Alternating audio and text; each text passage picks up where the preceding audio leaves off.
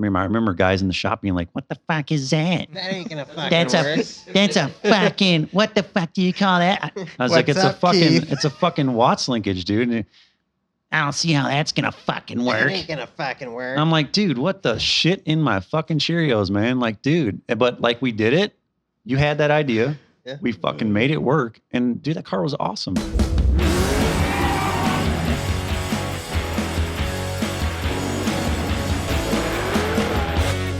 Welcome to Oil and Whiskey, an Ironclad original. I am Josh Henning. I'm Phil Gerber. I'm Jeremy Gerber.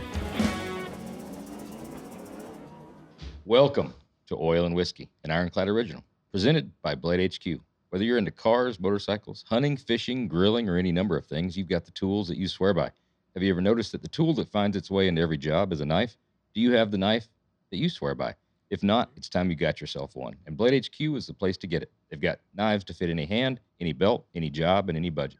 Just go to bladehq.com/oilandwhiskey to shop their selection of knives. Been doing a little shopping on Blade HQ last night, actually, before an episode. We're Trying to show some cool-ass knives. It's very difficult to make a purchasing decision because I want to buy all of them. And I find myself, I'm a sucker for going to like highest price first. Be careful. Yeah, you got to go like 25 pages in You after can buy that. yourself like a $15,000 pocket knife. Oh, yeah, you can spend some money. But I got some great stuff. Today's guest is the world-class metal fabricator of Martin Brothers and former Roadster Shop employee extraordinaire, Thank you. Chad Glasshagel. Oh, Right man. here. Chad Live and in person. Chad was nice enough to make the trip out here from beautiful Austin, Texas, back to Mundelein, Illinois. Beautiful. You You- forgot that part. Beautiful. Sorry, left Austin, Texas, to come to beautiful Mundelein, Illinois. Oh, we reversed it. Yeah. Yeah, it's actually pretty nice here right now. We've got a pretty big heat stroke going through, so Yeah, our Coming temperature's here. been pretty decent here Yeah, for we've a had while. a solid summer. It's like global warming down there. Today we're joined, like I said, by the super talented Chad Glasshagel, formerly a Roadster Shop guy who now helps design and create world-class cars as a fabricator for Martin Brothers out of Johnson City, Texas. You can find him on Instagram at got it. ChadRach56. That's at ChRadRach 56. Man, this guy is good. That's kind of like that was pretty good. It was. That was Oh, good. it rolled Is off that the like tongue nicely. how you're doing the song thing now? The jingles. We've tried Jingles, to yeah. What do you the think about the jingles? I mean, I can't remember which one I heard you do. Yeah, they're not that memorable. But Don't But let Phil sway you. I want to hear you. Phil hates the Phil's jingles. not. I've heard one, and it was. Maybe it was the Jason Graham one. That Oh, was the it first was. one. It was. Did That's the one. Did Yeah. it leave a little to be desired, or were you like That these one guys did, have but I like something where here? you're going. Like, Okay. I feel like You it's could gonna. tell it was the first. Yeah. I mean, yeah. Jason Graham Right. could tell it was the Have- first too hey, because he never If called you've back ever or if you've ever texted. listened to like early Beatles stuff, it's not that good. Like we're gonna get there. Yeah. Got Comparing much. yourself to the Beatles. That's what he I'm did. just saying. You have 10 long years to get there. That's Chad, right. welcome to Oil and Whiskey. Thank you for having me. Thanks for coming, dude. Cheers. It's Cheers, an honor to be here. I've had such a long history with you guys. When she hit me up, I was like, well, I can't do this over Zoom. Because, I mean, Jeremy has issues with me on the phone. Yeah, I figured it for was- obvious reasons, Yeah. Chad couldn't do it on the phone. Yeah, for very obvious reasons, phones are cut off. So I figured I can't do this over a Zoom call with you guys because I just don't feel like it's got the same vibe. It doesn't, man. No. And I'll tell you, Chad, is one of my best friends. We've known each other for what, 20? 2003. Yeah. Yeah. So 21 19 years. I can call it 20 years. Well, yeah, But, you might as well at that point. But Chad's a great guy, such a friendly, nice guy.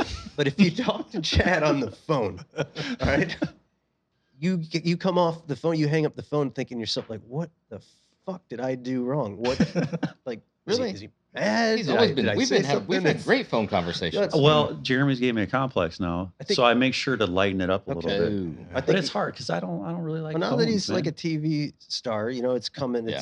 It's yeah. I was Coming gonna out of ask- his shell. Yeah. That was it was nice what you said in the beginning. I was gonna take that from you maybe to sell myself because I can't. So I figured I'd use that. I liked do it. I liked Absolutely. it. I appreciate it. Well, we've had all sorts of interesting people on this podcast. We've had celebrities, car builder, extraordinaire shop owners, rock stars, but Chad kind of flies a little bit under the radar. You've kept a low profile, but I wanted to have you on here because not only are you a great friend of mine and a guy that I look up to, you're probably one of the standout guys in the industry as a whole, but you just haven't maybe blown up your personal Instagram for everybody to know that. So, I think you've got so much to share with the hot rod community. Virtually every banner car that's come out of the Roadster Shop has had your touch, your hands on it.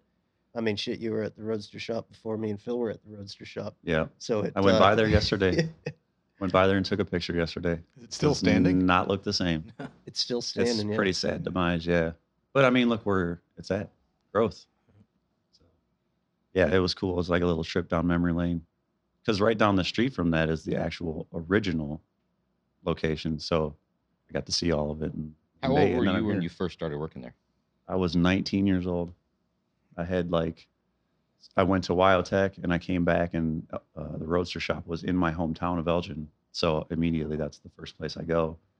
And I kind of did like an over-the-counter interview with Bill. There was like no formality. Yeah. And he kind of was like, hey, you need to go like check out some other shops.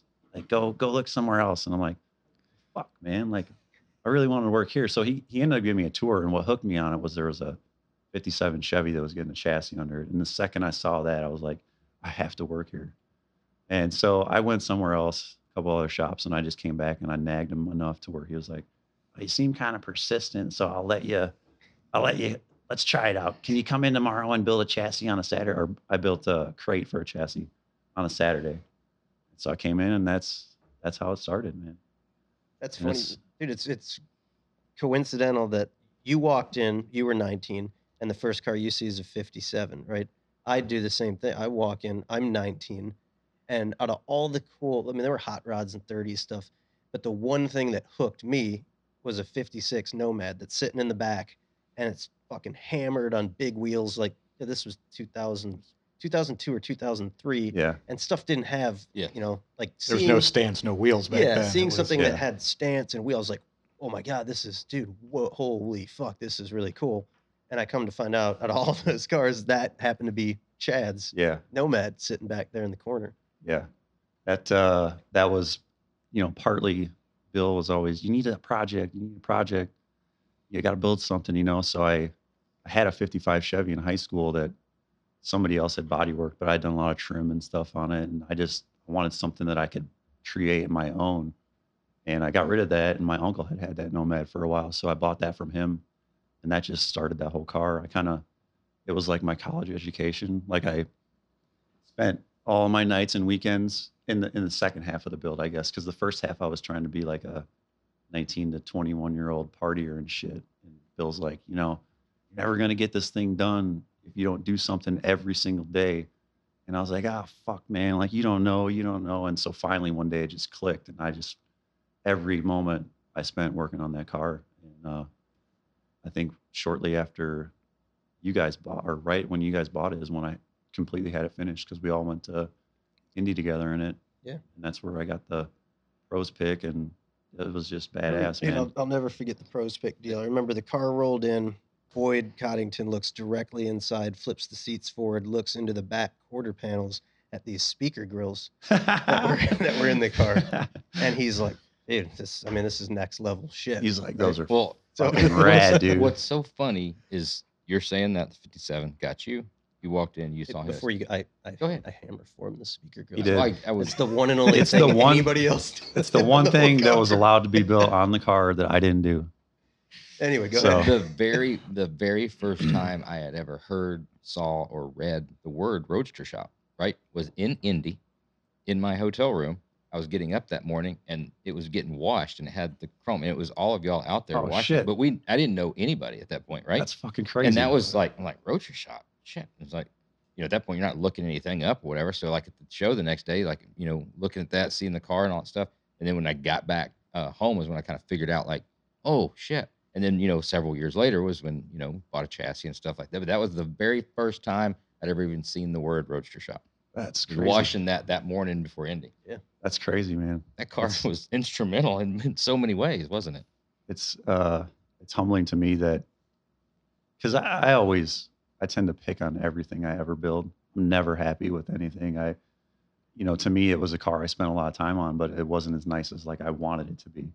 But I was young, man. I built it 20 to 24. So even after this many years of See- doing it, though, have you ever built a car that you were like, it's as Never nice made- as you wanted it to be? never. I Okay. don't think I ever That'll will. be your last car. But like, It'll be the last one you do. yeah, but yeah, I mean that many people, because a lot of people, even when I met Joe down at Martin Brothers, like he's like, oh, I remember that wagon, like, and that's crazy to me that other people have noticed it. But I mean, it was a fun build. That's I think my one regret is getting rid of that car. But shit happens. Established you as the Tri-5 guy at the Roadster Shop. It kind of did, yeah, Forever, I think. a long time, man. Yeah, it was like every time there was a question, what about a Tri-5? Knew them by the back of my hand, man. When you tear a car apart down to nothing, like I stripped the paint off by hand and sandblasted the rest of it, all aircraft stripper. And when you do everything on a car, like I did the chassis, the paint and body work, I mean, that education is priceless, and you learn so much by doing that. Like there's a lot of guys in the industry that can do sheet metal work or can do chassis work or do paint work, but to be able to have a knowledge of kind of all of that stuff and like know what you need to do for the next thing and the next thing. I got to keep this in mind because this is going to piss the painter off if I don't fix this, or that's a huge education that you get. It's irreplaceable. Yeah, that car was monumental, man. It's so crazy to think, like, you don't see a lot of people do what you did, that you literally did every single thing on that car. Yeah. The frame rails, the chassis, all the fabrication, the assembly, the paint, the interior. I mean, you like taught yourself how to, I remember you telling me you're going to do it. I'm like, dude, how the fuck are you going to do that? I mean, like, you're going to stitch the seats and stuff? yeah. That's, It fuck, was you don't no know how to like sew, it was no Jeremy Carlson interior, but I mean, yeah, but what I is- bought I a mean, what is? I bought a super cheap sewing machine, and my mom, was always sewing stuff, my whole life. And so I just said, if I get this, do you think you can stitch this stuff? And she knocked it out. I mean, it's pretty fun. It's kind of good to have that memory of doing that with her, because never did that. I was learning as much as she was at that point, so that was pretty cool. Wow. I wouldn't even know where to start on stitching something like. Yeah, I'd fold it over and staple it from the backside is what I would do. They do that seam glue now too, where you can like just glue it and fold It's over gonna- the seam and stuff. Yeah, and it's done. Yeah, it'd be fine. That car was also, I mean, that car did a lot of different things, because that car was probably our first taste of like chassis tuning. Yep. Because it was like a lot of fantastic things about that car, but the one thing that maybe wasn't No, you're not going to offend me. super all right out of the gate, it had like the standard Roadster Shop coilovers that came with the chassis, and you didn't really even know what weight they were. They were color coded. It was like a red and a yellow, or like the various color codes. This one goes on the front, this one goes on the back, and the shocks are kind of like leaned over and stuff. And you kind of like, it had a knob that. No Clicked. detents. No, the original ones didn't even Oh, have they it. okay. I won't say who manufactured them, but Right. I'll never run that set of shocks Yeah, ever what was the again. name? What company was it? Did you say? They had a bird for a logo. Okay. So we were tuning things at the time on tire pressure, and we started playing Yep. around. That was the Yep. first time we're driving. We're like, just got to be a way to make That this was work that better. was the old street rod way. Yeah. That's, you had those big ass tires and you You drop can the get, pressure. you can get down. away with 26 in Yep. the back. Yeah, You can you get know, away with you know what 26. you ought to It'll do, soften Chad? it up What just you, What you enough. ought to do is drop that tire pressure down. You know. Not, unfortunately, you don't do that on the big wheels. No, you it don't. doesn't work. The tire's that big, but Yeah. we started playing around with some different shock and spring packages, and I think we all learned a lot at that point about, just making something. I still work think it and was probably function. oversprung, honestly. Yeah. When I go back to it, I mean, it always was, but I think in the end it probably still was. But that was, I think for me, and probably you were there while I was doing the whole thing, but you have a certain ride in mind that you're going to get when you're building it, and when it didn't come out perfectly, because it didn't have the suspension components then were not what they are now. So we need to clarify that. We're not Correct. putting the same stuff on there. Correct. It was coming from a manufacturer, and we were installing it all on there, and it just, Where was that stuff coming from? oh man. I'm taking a You're- page out of John's book here. Dude, you're totally. This is where all the bridges begin to burn.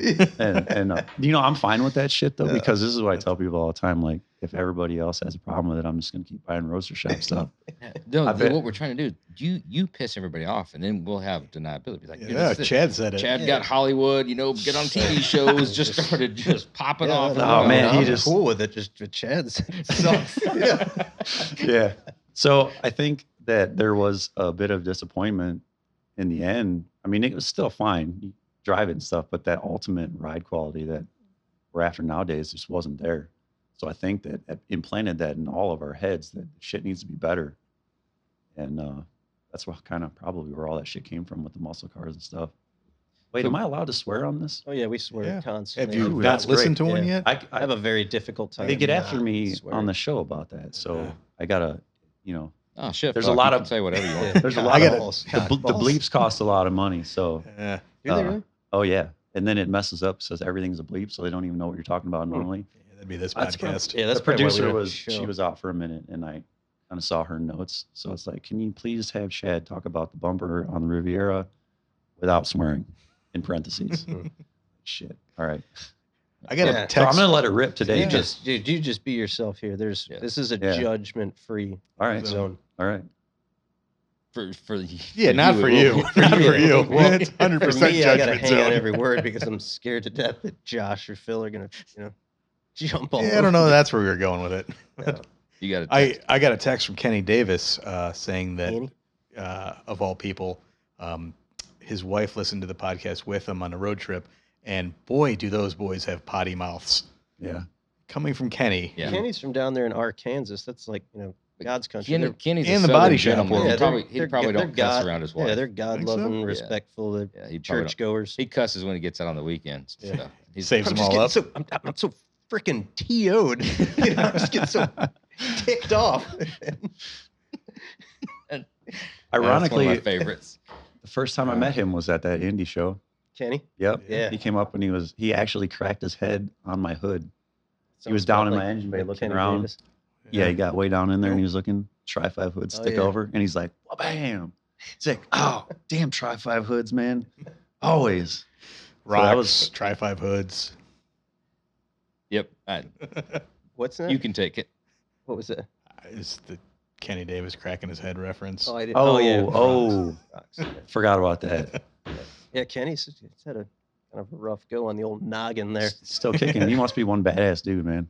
So you go in, talk, but you bug the shit out of Bill to give you a job. Yeah.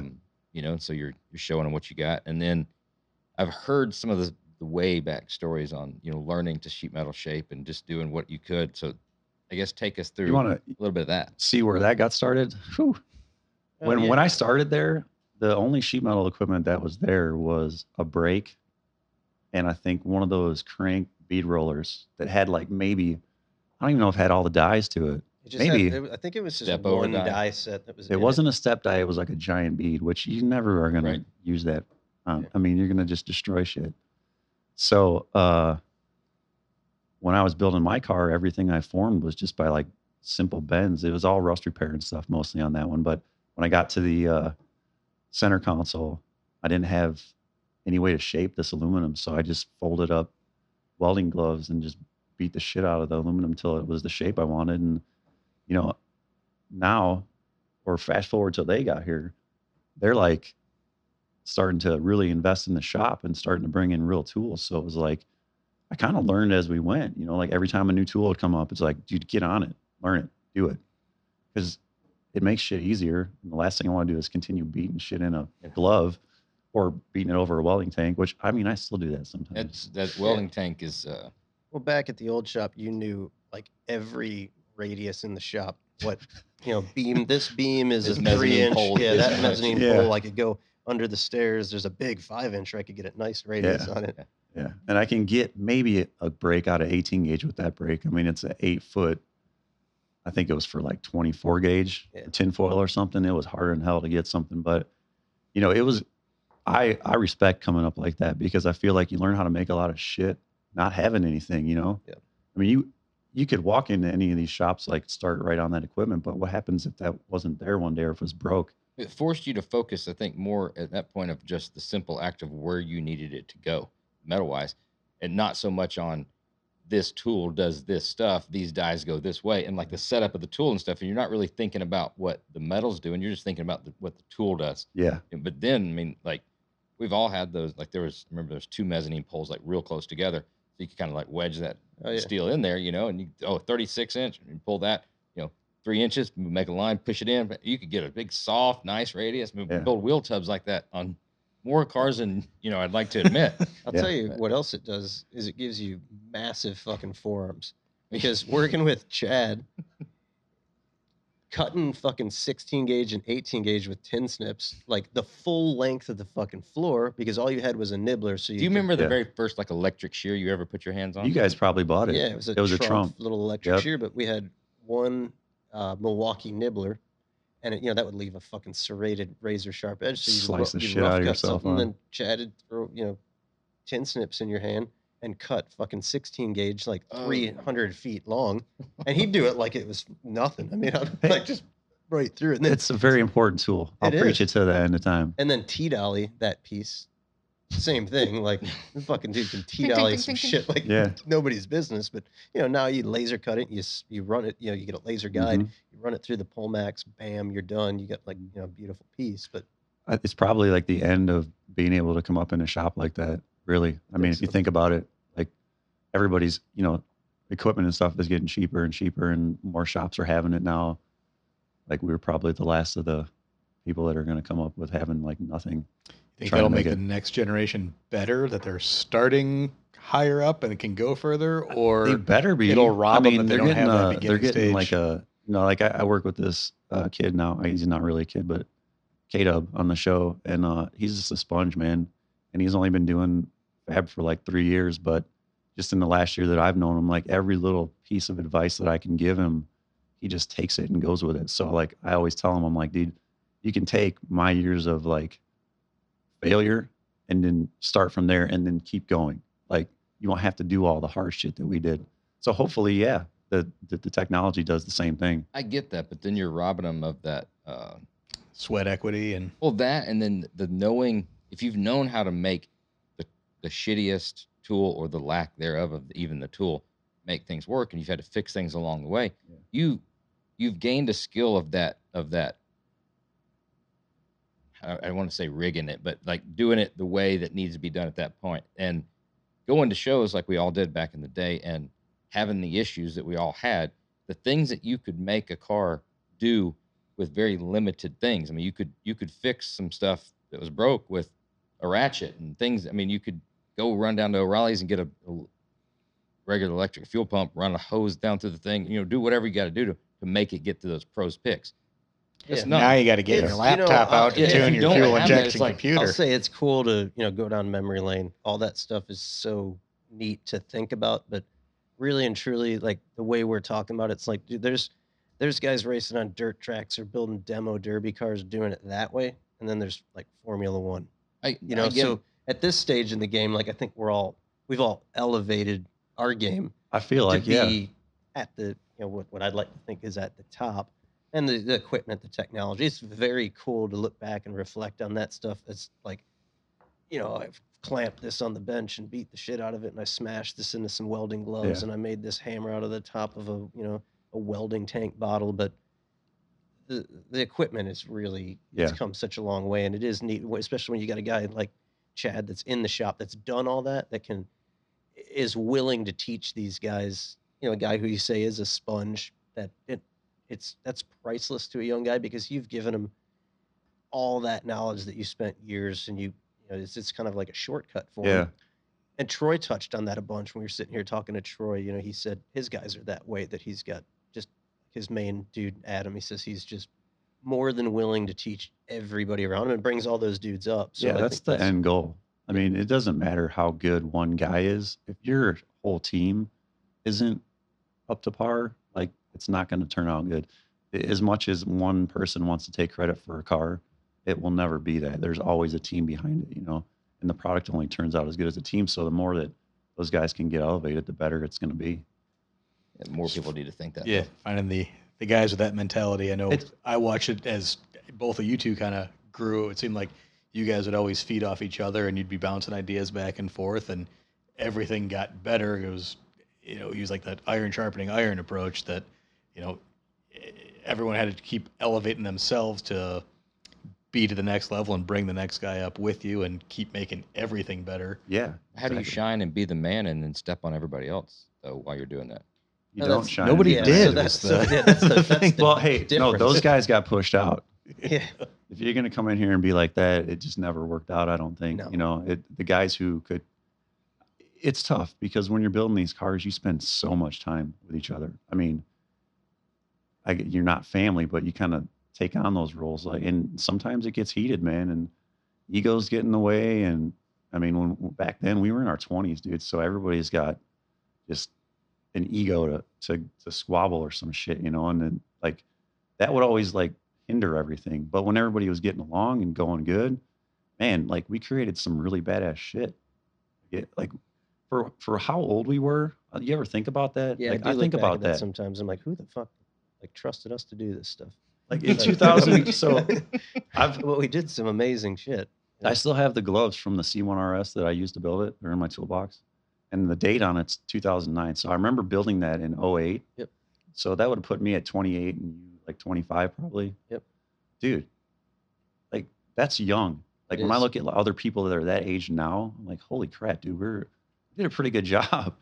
I mean, we really did. I think, I don't know if you feel the same way, but I always thought that we had a very unique working relationship that I'm yet to really see with a lot of other guys. That the two of us, I always just felt like we just jived I don't think, so good on things, and there I was don't, did we ever have any beef? never, not once. I mean, I know we don't always agree on everything. Like Right. we're not going to just love, hey, yeah, that's a great idea. Yeah.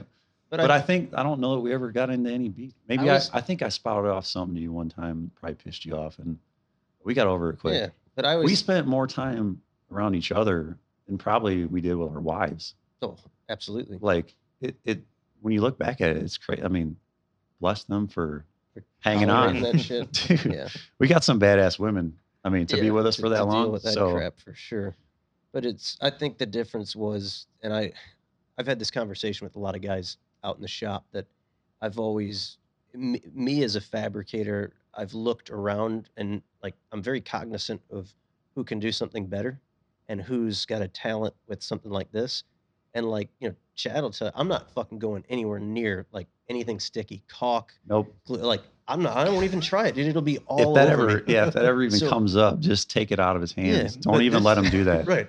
It'll be in my mouth, like everywhere. So But you're gonna have caulk in wish- your hands and I caulk in totally- your mouth. there you go. I don't have the picture, but I wish I had the It's picture of the boat. softball. Damn it. They're up. Yeah, like, so- I know. Yeah. You sent me the picture of the boat that one time. Yeah. And I was like, that's it. Don't touch it anymore. But I don't have that picture anymore. I so wish I had it. And when he was doing his dad's boat. Oh, it's just everywhere. So, yeah. So how did it? I think But I you guess- got it well, all over. we you were and working your on it together or something. carpet in the office. Yeah. The wall carpet. I think you had liquid nails all down his arm. Yeah. There's just certain things you just need to know that you're not good at and just stay the fuck away from them. Yeah, Like, Let that's somebody true. else do it. but with that, I mean, that's just the joke. But like I've always recognized like, where Chad excelled and where I should lean on him rather than like getting my feelings hurt or having an ego because he's better at this portion of it. The goal is to make the car, the car should speak for itself. The car, it shouldn't be, me out there, Chad out there saying, Jeremy Gerber or Chad Glasshagel. It should be the C1 RS is the Exactly. way I always felt. So if there is a skill set that anybody has that will make that car better, like that's what they should be doing. And I've always struggled with that, with guys not recognizing, like building the team and using is no different than tools. Like when we're Exactly. we use that reference a lot. Like, when it comes to, caulking something, I'm the fucking die grinder, right? You don't like Right. that thing will be skipping all over the damn place. Whereas, Chad's maybe like the right angle sander in that scenario. Like it just fucking tits gets in there and just gets it done. But yeah, that's something that I think you just don't see a lot in shop environments. Yeah.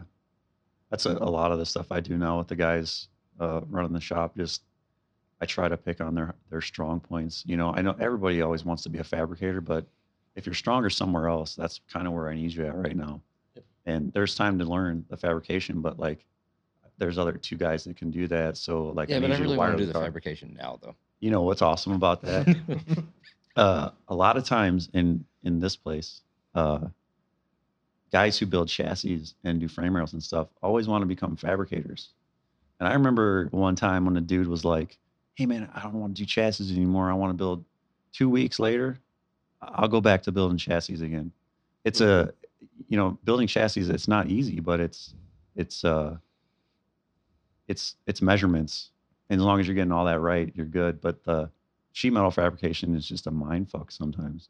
All the When time. you're trying to, Pretty when you're much all trying the to, yeah, you know, like you go to classes and stuff like that. We went to Lazi and a bunch of these classes, and you learn how to make the shapes that they provide and do the stuff that they do. But then when you get into a real life situation, you're like, okay, that's not a full radius. You're trying to figure out how to make this flat piece look Yep. like that, and then make the other side look the same. So just, It's you know, not a mini 44. it's not for everybody. Fabrication is not for everybody, and that's I mean, okay. Neither is grinding, 60 foot of frame rails in a day either. No, that takes a hell of a person, man. I had to do that. Dude, Jeremy and I did that for, I mean, I think I built frame rails for at least 5 years. I mean, we were building them together for at least 2, solid, like stacking them. That's right. We used to build them like floor to ceiling, baby. And it wasn't like it was done today. I mean, dude, hand nibble, drill shit out. I mean, maybe you cut this one exactly like that one if you're good with the nibbler, but you might be off a little bit, and you weld it together, and that was a lot of work. I used to wake up with my hand fully closed from holding the grinder all day, Yeah. and I'd have to like force it open. He'd tell me that's gonna happen. Yeah. Then I'd wake up with my hand not being able to open it. It was fucked up, dude. The Son first of a time it bitch. happened, I was like, "What the hell's wrong with me?" But no, dude. I think though making frame rails though sets you up for being. It could set you up for being a good fabricator. Learning that grinding process, I think that's important when finishing off a weld. And There's a lot of guys that knowing are where like, that metal's going to. Yeah. I believe so. When you can move 10 gauge steel, like you get so accustomed to like you treat it like like thin gauge metal because you're used to just moving it like however wherever you want it to go, like you muscle it, you bend it, you fold it, whatever you got to do, and the grinding the same way, clamping, grinding, creative clamping. I mean, I've done things with clamps like you'd never imagine. You come up with tricks of like you put a tack here so you can hook your clamp on it, you clamp a vice grip, clamp off the vice grip, and you come up with some pretty I wouldn't clever I stuff. wouldn't fuck with any of the guys in the frame rail shop right now with the forearms I got. I mean, maybe Nate. I'd fuck with him. He's just little. But No, that'll make a man out of you. That was good about this place because that was where everybody started, or everybody should started. And if you can make it through that, then you turn into a hell of a fabricator. Got to earn your stripes. Yeah, got to. That was a good way to do it too, because I mean, if you fully grind through a piece of 10 gauge, you remember we're gonna have to slow down a little bit. That wasn't you. Yeah, no. Ground through? It happens. It can happen. It does. On the corner? Yeah. It was a pretty long. Hey, just like I said, we all have our strengths and we lean on strengths. Well, that's what I'm saying. The team goes all the way through upper management. And there's a reason why they're upper management. It doesn't just stop at like Jeremy telling everybody what to do. It goes further into the office. Right. So. And like that guy probably doesn't need to be grinding on frame rails. It's coming back to me. I was kind of diverted, but it's a long play. Yeah, I got you. Okay. But at any rate, it's okay, dude. I didn't know where it was going. I'll say the dudes now in the frame rail shop, though. I mean, Chad, you should see some of the things that come out of there. It's like, I mean, it's we see it. It's elevated on a next level, like because the rails have gotten way more complicated. The engineers aren't like. They really aren't wildly concerned with like that this might be hard. They want to make it as, the best it can possibly be. Yeah. But the grinding and the way that they handle like some of those tight, radiuses where you can't roll even a 7-inch grinder in it, and how they cut it off with the barrel sander and blend it. And like Nate does this thing on the cross members, where he's got like a way of whipping that. Yeah. pattern. Because you can only on the top of like a fast track cross member, you can't grind from one end to the other because so you have to grind this way to the middle and flip it and grind this way, but he gives it like this S in the middle where he blends the two. I already like that. I already like that, dude. Signature. So that's badass. Like, I mean, it's gotten to the point now where it's like, I used to go in like when it comes to 32 rails because we just don't do them enough. So at this point, I'm the only guy left that knows how to do them. You've never said that before. What's that? When you come down on the shop floor and do something, you'd never tell anybody that you're the only one that can do it, and everybody gather around. Look at this. I'm fixing to show you something. When have I done that? It's the last time on the full max thing. It was Oh, on the 32 rails? on the 32 rails. Huh. It was. It's a good I thing didn't know to. that I made a scene out of that. It wasn't like it's not bad, but I mean, you definitely. I mean, but making the stage and then like printing out the paper and saying Jeremy's giving a lesson at the full max later on today. I don't think that's The announcer, the sign up At sheet. any rate, yeah. what I was getting at was that we've done some crazy stuff with grind, like the 32 rails and grind those. But seeing, like at this point, I'd have a hard time going, back in and doing the things at the level that these guys are doing because Yeah. it's just The so shapes it's are just so fucking accelerated, nuts. man. And They're part of the team, man. Can't But blame the it. same thing on But the we- car side of things. I mean, look at the shapes and the designs, that are coming out that can be made way easier than they were made back then too. I mean, everything's just Yeah. it's been 20 something years, man. Yeah. There's a lot of elevation. You guys are fucking old. No doubt. No doubt. absolutely, man. Yeah, there was shit. We could just fast forward. So we frame rails to go to bolt fights, blowing up boxes, and then The comes bullfight was full- great. That was great stuff. That was late night frame rail building. Jeremy and I think one of us. Well, it started as a tape ball and went to illegal tape balls, I think. Well, this was before anybody This else is worked there. This was me and you. I This know. was straight up hardware, no cushion. Yeah, it was like 5/8. We broke a window. Yeah, Nuts flying. yeah. So I don't Mind you, remember there's if no it, car. This is the frame rail shop. I This don't is- remember who started it, but somebody threw a bolt, and you just hear it. Like I don't necessarily think it was like directly at somebody else, but it was just like ding, ding, ding, ding, ding. And you're like, Oh, so then I got this because he's the only one here. So then another one goes back, and then next thing you know, like I do it like right on my collarbone, big ass 1/2 inch bolt by like 1 inch long or 3/4 inch long, just like Like step and boom. throw. chuck Like it. I'm like, oh, this is getting serious, man. Now we're putting heat on them. Yeah. So it was not for this era of kids. They wouldn't make No. it through that one of those things.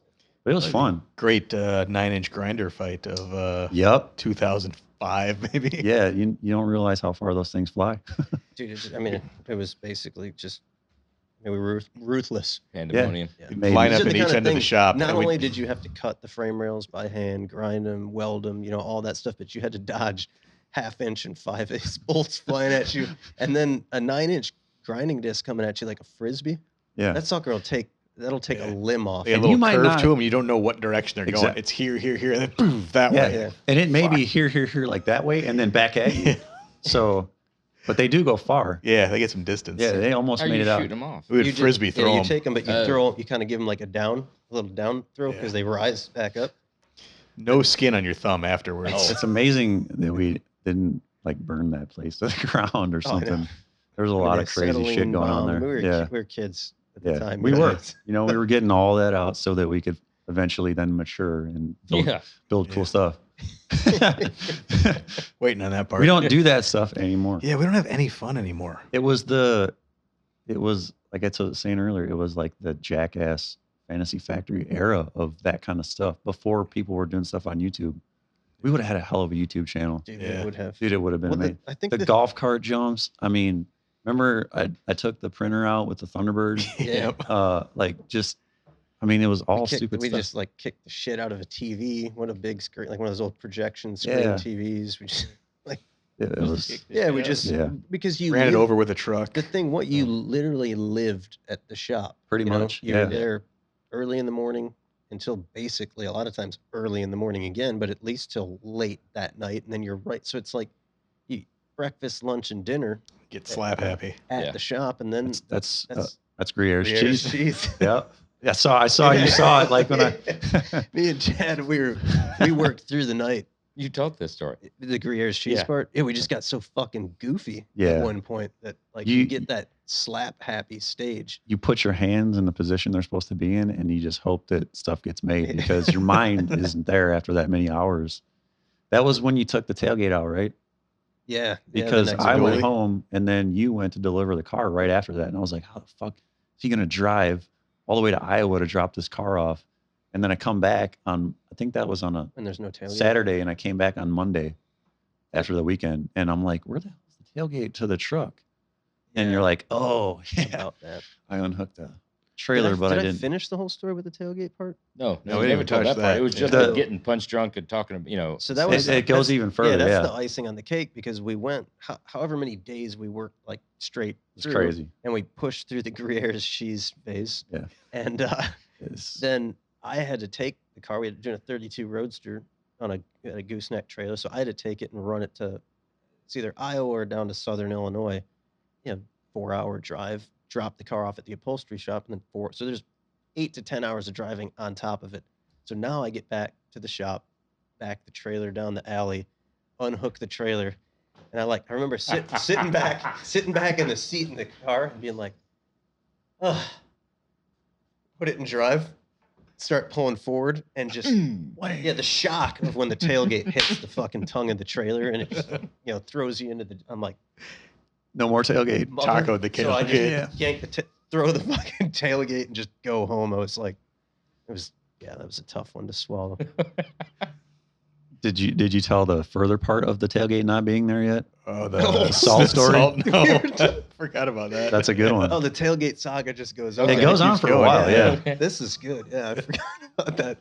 One of the few times we had to lie to my dad. Or something. Yeah, never found out about that one. So no tailgate on the F-350, and it was snowing really bad. So my dad sent old Lewis, one of our younger employees, to the True Value down the street to get salt. And instead of having like the big bags, my dad told him to get like 50 pounds of salt. So instead of getting like 5 of the big bags, he got like 25 5-pound bags. Okay. Or they were even smaller. They were Right. like, something you just have at the back door of your house. But there was a lot. There was a lot. There was they a were lot. all stacked up in the Just bed of the shit truck. tons of bags. Yeah. Salt, Okay. basically. What are you gonna do with all that salt? No tailgate on the truck. My dad left early, and me and Jer had to take the truck home full of all the salt. We were going to drop it off at his house so he can salt the driveway. We had totally forgot that the salt was in there and that there was no tailgate, and it had just snowed The a conditions were lot. just perfect. Oh, so you did your Perfect. We did some Well, serious well, dually drifting. When you left the shop in Elgin, I mean, it was just like you could just zigzag because it was just neighborhoods Yeah. for Yeah. miles. So you just drift the shit How out far of of a it. drive did you have home? It's probably 45 45 minutes to an hour. But when it's fresh snow and it's still coming down and there's no cars in the road at like 10, 11 o'clock at night, 2-hour drive. yeah, Take 2-hour your time. drive like in the 2-mile radius of the Yeah. shop, just drifting. There are a couple big don't- like off-camber sweepers. You don't just go home. No. You drift. Yes. Yeah, this is Yeah. like an 04 F250 or 350. That thing was basically the unicorn back then. I mean, this is pre Ken Block. I think Ken Block saw the traffic cams and he Okay, modeled he's his like, career modeled it, yeah. after that. But So after a solid hour of drifting, oh shit, we had a bunch of salt in the back. We look back, there is 1 bag left of salt out of 25, 30 bags. So we like shitting ourselves because Ace is closed or Dad's True gonna be Value's closed. pissed. Dad's going to be so pissed. So we spend like another 20 minutes circling the block. Everywhere we just drifted, there is not a bag in sight. No idea what happened to him. If we had that much like speed that it just sent him off into like people's yards, Yeah. no idea. We're freaking out. We don't know what the fuck to do. We get home the next morning. Dad gets there. Where's all the fucking salt? Lewis must have dropped it all out of the back I of don't the know. truck. Is that all that's in there? Fucking Lewis. You blame? Well, we didn't blame didn't him. We stop just We didn't did not blame we him did at not the same blame him time. either. Yeah. He took it like a champ. It wouldn't have. Yeah, it wouldn't have mattered. That's a new one. I haven't heard that one. Yeah. Yeah, was these a just good- there's so There are so many. I feel like they're like it's so action packed from that era because, like I said, you're just always there. So everything you did Yeah. was Yeah, it revolved was around the great. Roadster Shop.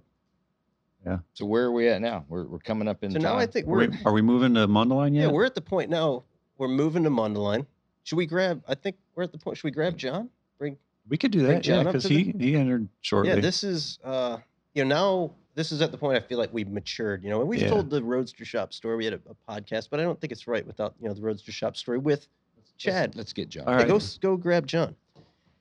So yeah, moving to Mundelein. the Mundelein Yeah. facility. I think that was where, we're 2008, 2000, Yeah, Yeah, 2008. 2008. right around there. And that was the time when I think we really started taking it seriously. Yep. You know, we had C1 RS was just kind of getting started, and we really had goals of, Yeah, I think, and you could see the ultimate end game here. You know, like when we're working in Elgin and the roof's leaking every day, and you got to deal with that shit every day, and you come here and it's like this amazing new facility that's like what 3 or 4 times the size, and we're laying it out right, and it's like, all right, now we're gonna get down to some like real cars. I mean, we were building cool stuff Yeah. before that, but yeah, this I think was coming on a here new was level. like a whole breath of fresh air. It was like, now it's time to really get our shit together and hit it hard. Well, the first breath of fresh air was putting the entire storefront on the building. If you remember, that was Awesome. That was another thing that you Another and I, story. you and I Yeah. did together. I come out here, hey, we're going to need you to go up to Mundelein today to help on the building because the contractors are they're not getting anywhere. What are we going to do? We're going to put a fascia on the front of the building. It's all steel. Don't worry about it. It's all good. Like, get out here. It happened to be like, what, -10 or Oh, something? it was brutal. Because I had no idea. I didn't dress Yeah. accordingly. So your dad's like, oh, I'll go and get you some stuff from or no, you and I did. We Yeah, we ran went down bought and some bought, I Carhartt still have gear. that coat. Yeah. Yeah. I don't think I'll ever get rid of it. I think this was like one of those prime examples, which I don't think you or I have never backed down from a challenge. Fuck no. And this was one of those situations. You know, we've built a lot of crates for chassis, but neither of us are carpet. I mean, you've done home renovation stuff. So we're looking at this. This is a giant, you know, you're talking about a 30,000 square foot building, and you have a huge storefront that's 30 something feet high. And the contractor is at an altercation with my father. He lost. Well, my I had one of those too. my I dad cherish that. thought though. so highly of Chad and myself that he offered us up to Volunteered your You think services. That is you a- think that's a this- compliment, yeah, though. You think this fucking thing's gonna take a month? I got 2 guys that'll put this fucking storefront up in a fucking week. I think we did it in a day, didn't we? Or We- 2? It was like, it was like 3 days. Was it? Because it was. Fuck, I I mean, must that have was passed out. yeah, and yeah, it was like It you was know, cold. same thing. It was like, you know, back to the Elgin days. It was fucking freezing cold. We had, you know, the big ass scissor lifts, and Yeah. that was, I mean, Ram setting thousands of Dude, steel studs into yeah. the front of, you know, a brick fascia, It's still there today. and it looks good. It looks fucking Still mint, standing. dude. Yeah. I'll tell you, interestingly enough, we had some crazy windstorms recently, and the storefront that they put on the addition that was professionally done by a contractor blew off. Huh. And this sucker's still Oh, well, there you pulling go. strong. I mean, that'll be there. I'd like Your to dad think made a that- really good decision. yeah. You fast forward 2,000-3,000 years into the future, and there's no reason to believe that won't still be standing. And yeah, so now we're getting the band back together. So we got John York here, Yep. shop foreman here. Is at that right Roadster when you Shop. started? Did you start at 08? I don't know the year. When I started, you were working on the C1 RS though, Okay. in the back corner. Because I remember being Yep. told by Jeremy specifically, "Don't talk to that guy." Just not real friendly. Super cranky. Oh, It was a very important project. Oh, Let him work and leave him be. it was always when I had my headphones on, he's in a bad mood. Stay away from him. Nah, never. It was more getting in the zone. Yeah. No, when I came in, it was full blown C1 RS. Was top of the food chain. It was you and I believe Jim Taylor. Yep. Yeah, he was doing all the Yeah, but again- fiberglass stuff. but again, I was doing all like the clay and aluminum. I was talking with Joe about that car the other day, and to me that car represents like an end of an era. I think it was like the last car that Jeremy and I were like able to do without a designer influence behind it. Yep. It was always like I'd be working in the morning, Jeremy come up to me and he'd have like 5 printed out pictures of like different, usually exotic stuff. yeah. And he would be like, hey man, I like this on this one. I like this on this one. I like this on this one. We're doing that. That's how I want it to look. And then he would just like walk away and I would put it all together. And it was like, you do that, I do this. It worked, man. It was like, it was badass. And I feel like after that, it was kind of always like there was outside influence and it was still good, but it was like, that was the last of the Yeah. true Jeremy Chad like combo. I mean, we still think did a lot so. of cool shit Yeah, together we did afterwards. plenty of cool shit. But that one was like, I don't know, that car will always be special to me. I think it's a cool car. yeah, I mean, I saw it recently in a picture and I was like, dude, this car still looks good. it's still a gorgeous car. And Some that of them was- get dated.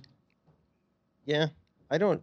That car. There's very little today. I think that I would do different. I mean, even the interior, the way it is, second time around. Second looks time like- around, let's not mention the first one. Yeah, but it looked like today it's still super real. I mean, the gauges. There's some things that could be just. There's been there's some better technology and Yeah. things that have come around, but that. But imagine that gauge the way it is with today's abilities. That's Oh yeah. Technology should be used, Phil, because it should only make everything better. Yeah. I think Touching Concur. back on that, that was like the last where you were still like hot rodding things a little bit like Yep. the old school way, because you had to find shit from different industries. Like it was a Nordskog marine digital speedometer that we were Yeah. trying. How we picked up a speedo. you were signal. clever at that, dude. We- Your ability to like grab all these random things. Like I'm like, dude, he's just out scouring the internet for hours. Like it'd be like a steering wheel or like a shift knob. Like Jeremy would just pop in with this like piece and is like, all right, this is gonna be this. And I'm like, oh shit. Or like doing the inner fenders on that car with like the pockets the way they were. And you're like, check this out. Saw this on some car. We need to play on this and do it on this car. And that's just how we did it. It was pretty cool. Yeah, that was a cool. I mean, back then you just like lived and breathed it. So like, I mean, Sundays. all we did, That was dude. still in the era of like magazines were so prominent that Yeah. every Sunday, I mean, that was like if we weren't working, I'd be at Borders or Barnes and Noble sitting there, because you didn't want to buy the fucking $10 or $12 exotic car magazine, but you just sit there and spend hours and hours and hours just sucking up ideas. I mean, there's no fucking original idea out there. Everything comes from somewhere. No, you But- got to draw inspiration from Get somewhere. inspiration, then you spin it off and you Yeah. you create something from there. But that was hell of a cool car, and that was right about the time when John came in. John came in. I mean, you guys preface that with like that was the end of the era of the cool shit with Jeremy. Yeah. No, I didn't say it was the end of the era. We wanted to. It wasn't. thank I was for gonna coming- say, we you wanted to went thank you ahead for and coming ruined up it. Yeah. and- So about that, I mean, no, I'm not trying to say nothing was cool after that. It was this just wasn't as cool. the 4 years before that, it had always been Jer and I. Just Phil would like bring up a car and have some input on it, but really it was like, or your dad would say like, I want to build a 32, or they were picking things like that, but really it was you and I out there, just collaborating like on shit, like headlight bars and all that street rod stuff that we were doing. I mean, seizing taps and a yeah. fucking headlight. on the son of a bitch. Did you tell that story? I don't think so. I'd still fucking kill you for that. Oh man, that was a good one. Should we? No, let's talk about John. Maybe we'll Yeah. go back. Yeah, we'll go back to that. Well, jumping in, you guys are already kind of on a rolling wheel of where you were at, and you were full blown in the C1 RS when I started.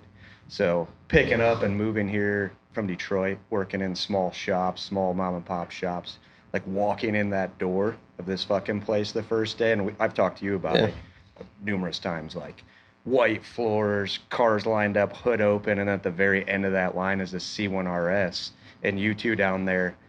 A car of that level at that stage in my career was like beyond anything you could comprehend being near or around. And then on top of that, the chassis that's under it.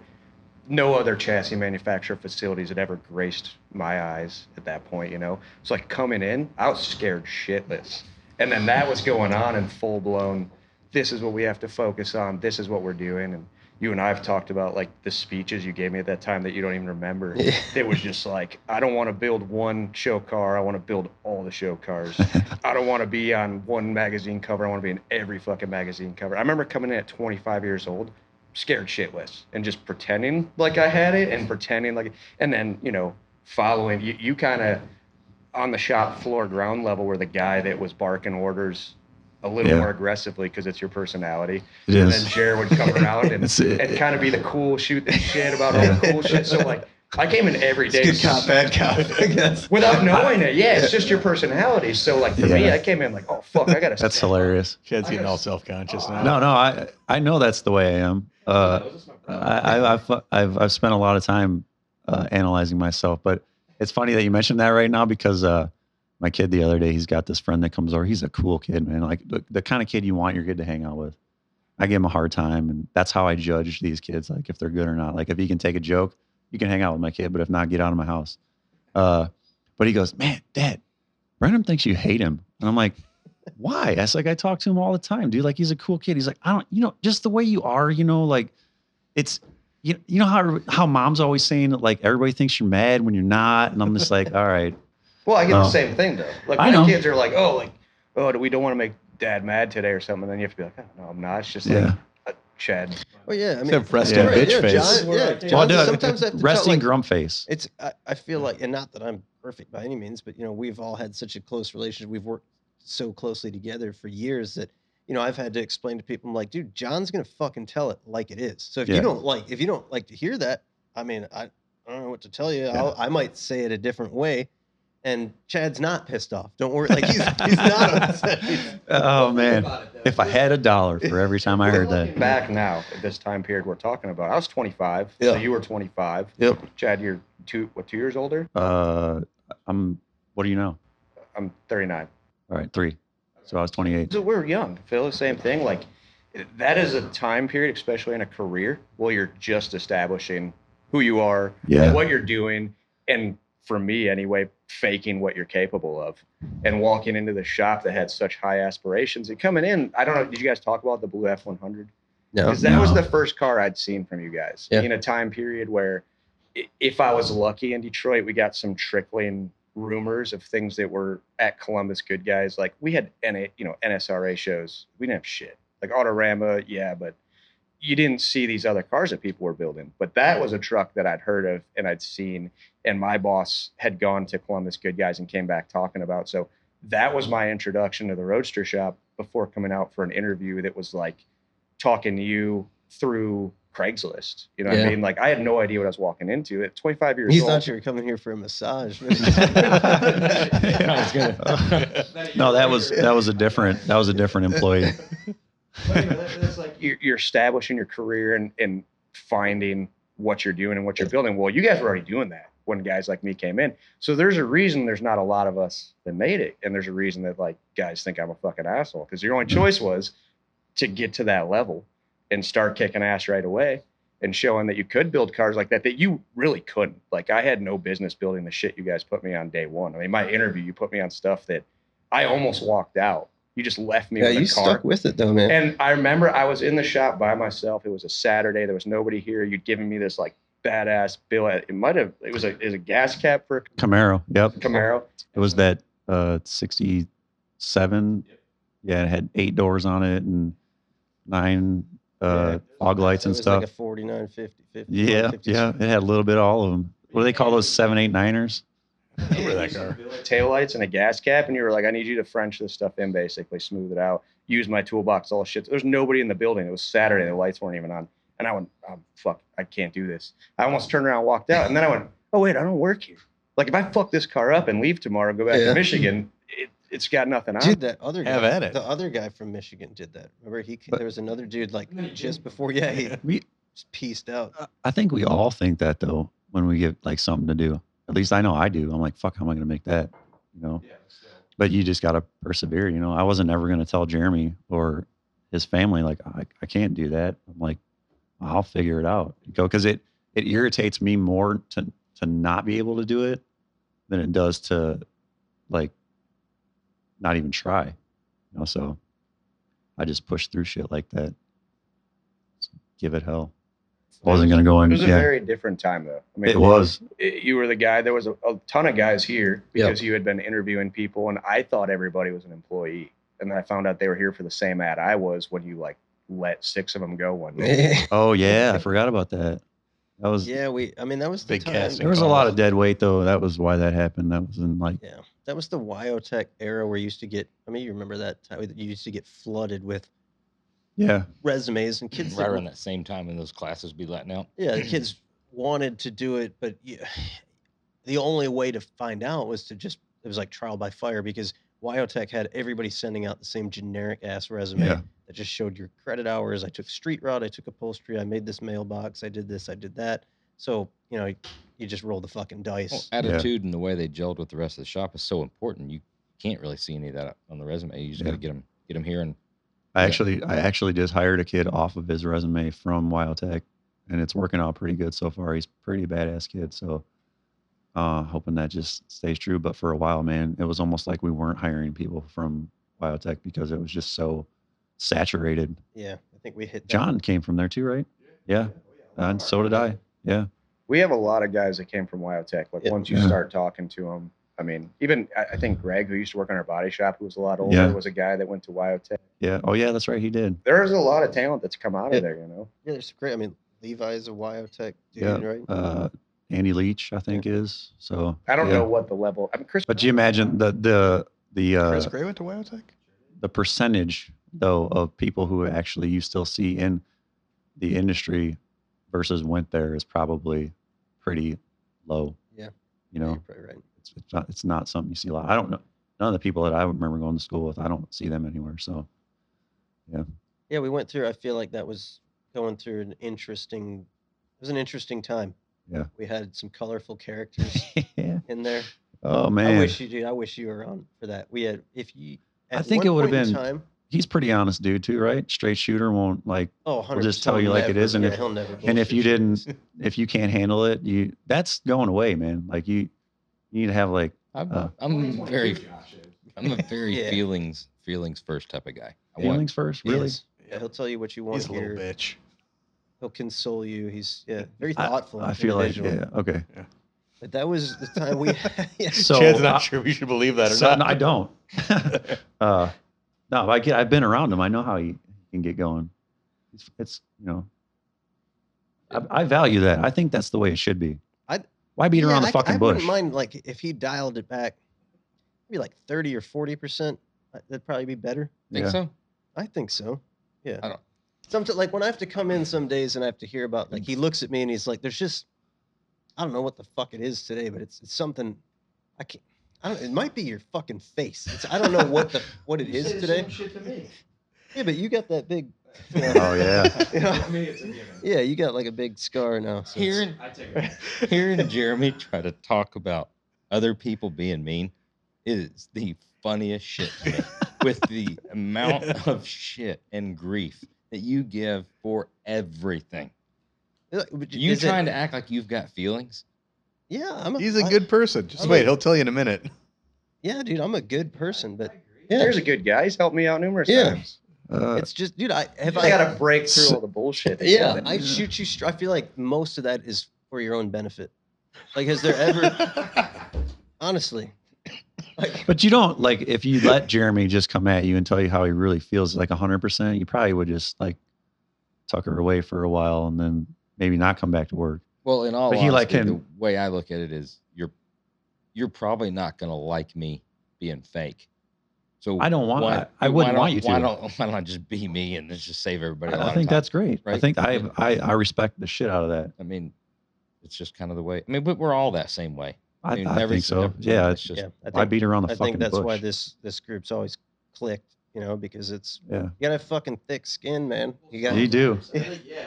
Thin skin don't win. Yeah, yeah. In No. all avenues, I think we've all kind of had those moments. Like I was saying, I don't remember Jeremy and I ever having one of those moments, but I do remember you and I have. Yeah, we have. Yeah. Yeah. Oh yeah. 100%. But we got it out of the way, and it's been cool since. But you know So- what's funny about most of those times? I would have to assume all those times with all of us, it's always been about differing opinions of how to get to the same goal. We're never arguing about where the goal is of whatever the problem is you're trying to fix. It could just be a differing opinion on how to get there. Yeah. That's what's the difference between, like I think it should be blue or I think it should be red or something stupid like that. You still want the paint job to be the best. Yeah. Right. There's never an argument like, fuck, don't even worry about wet sanding and buffing. Just like fucking just get it out the door. No, I think we should buff it. Those conversations never happen. Yeah. Yeah. Yeah, that's a good point. And everybody's after everybody's after perfection. It's just sometimes there's differing opinions on how to get there. But yeah, that's what I've always tried to do. But your dad was the one that made me realize that that's not ever going to happen. Well, that's not maybe the best example when you talk about like Speaking maybe of we're guys not that maybe will we're sugarcoat stuff. maybe we're not going to wet sand and buff it. No, 'Cause, like, that, no. He honestly believed that we didn't. You don't Could need spray to it wet right out of sand the gun. and buff it. Like It was more of like expectations of it being absolutely perfect. Like he was a good, I mean, I take that all the time. I think about hearing him say that to the person, Oh, so you remember that? That was the one when he had to. That the 55. customer. When he Can had we to talk dis- about that? yeah, I don't want to like. Yeah, you can So talk yeah, about it. He had to it's another old dismiss- story. So he had to this guy dismiss the brings customer. this guy Sometimes brings a car that in, happens. and it was started somewhere else, and it needed some detail work and some finish work, which we did. And that's whenever you take something from another shop and you try to make everything work now with the decisions that they've made, it's always a pain in the ass. Well, we did a lot of really good work and everything was fine. And I think he was like, he needed to pay his bill. He was coming to look at the car, and I don't remember what he picked out on it. It was like a fitting placement or a, It was a steel braided AC hose that had a couple frays. On a handyman yes, wagon. it was exactly like that. 56 So handyman That's wagon. exactly let what me it was. let me say first though, before I finish the rest of the story, you guys hands down will bend over backwards for your customers. I always was like, this is fucking impressive. Like I would have been like, get the fuck out of here by now. But you guys always seem to put the customer first, and that's why this place is what it is. Like you guys do a great job with that.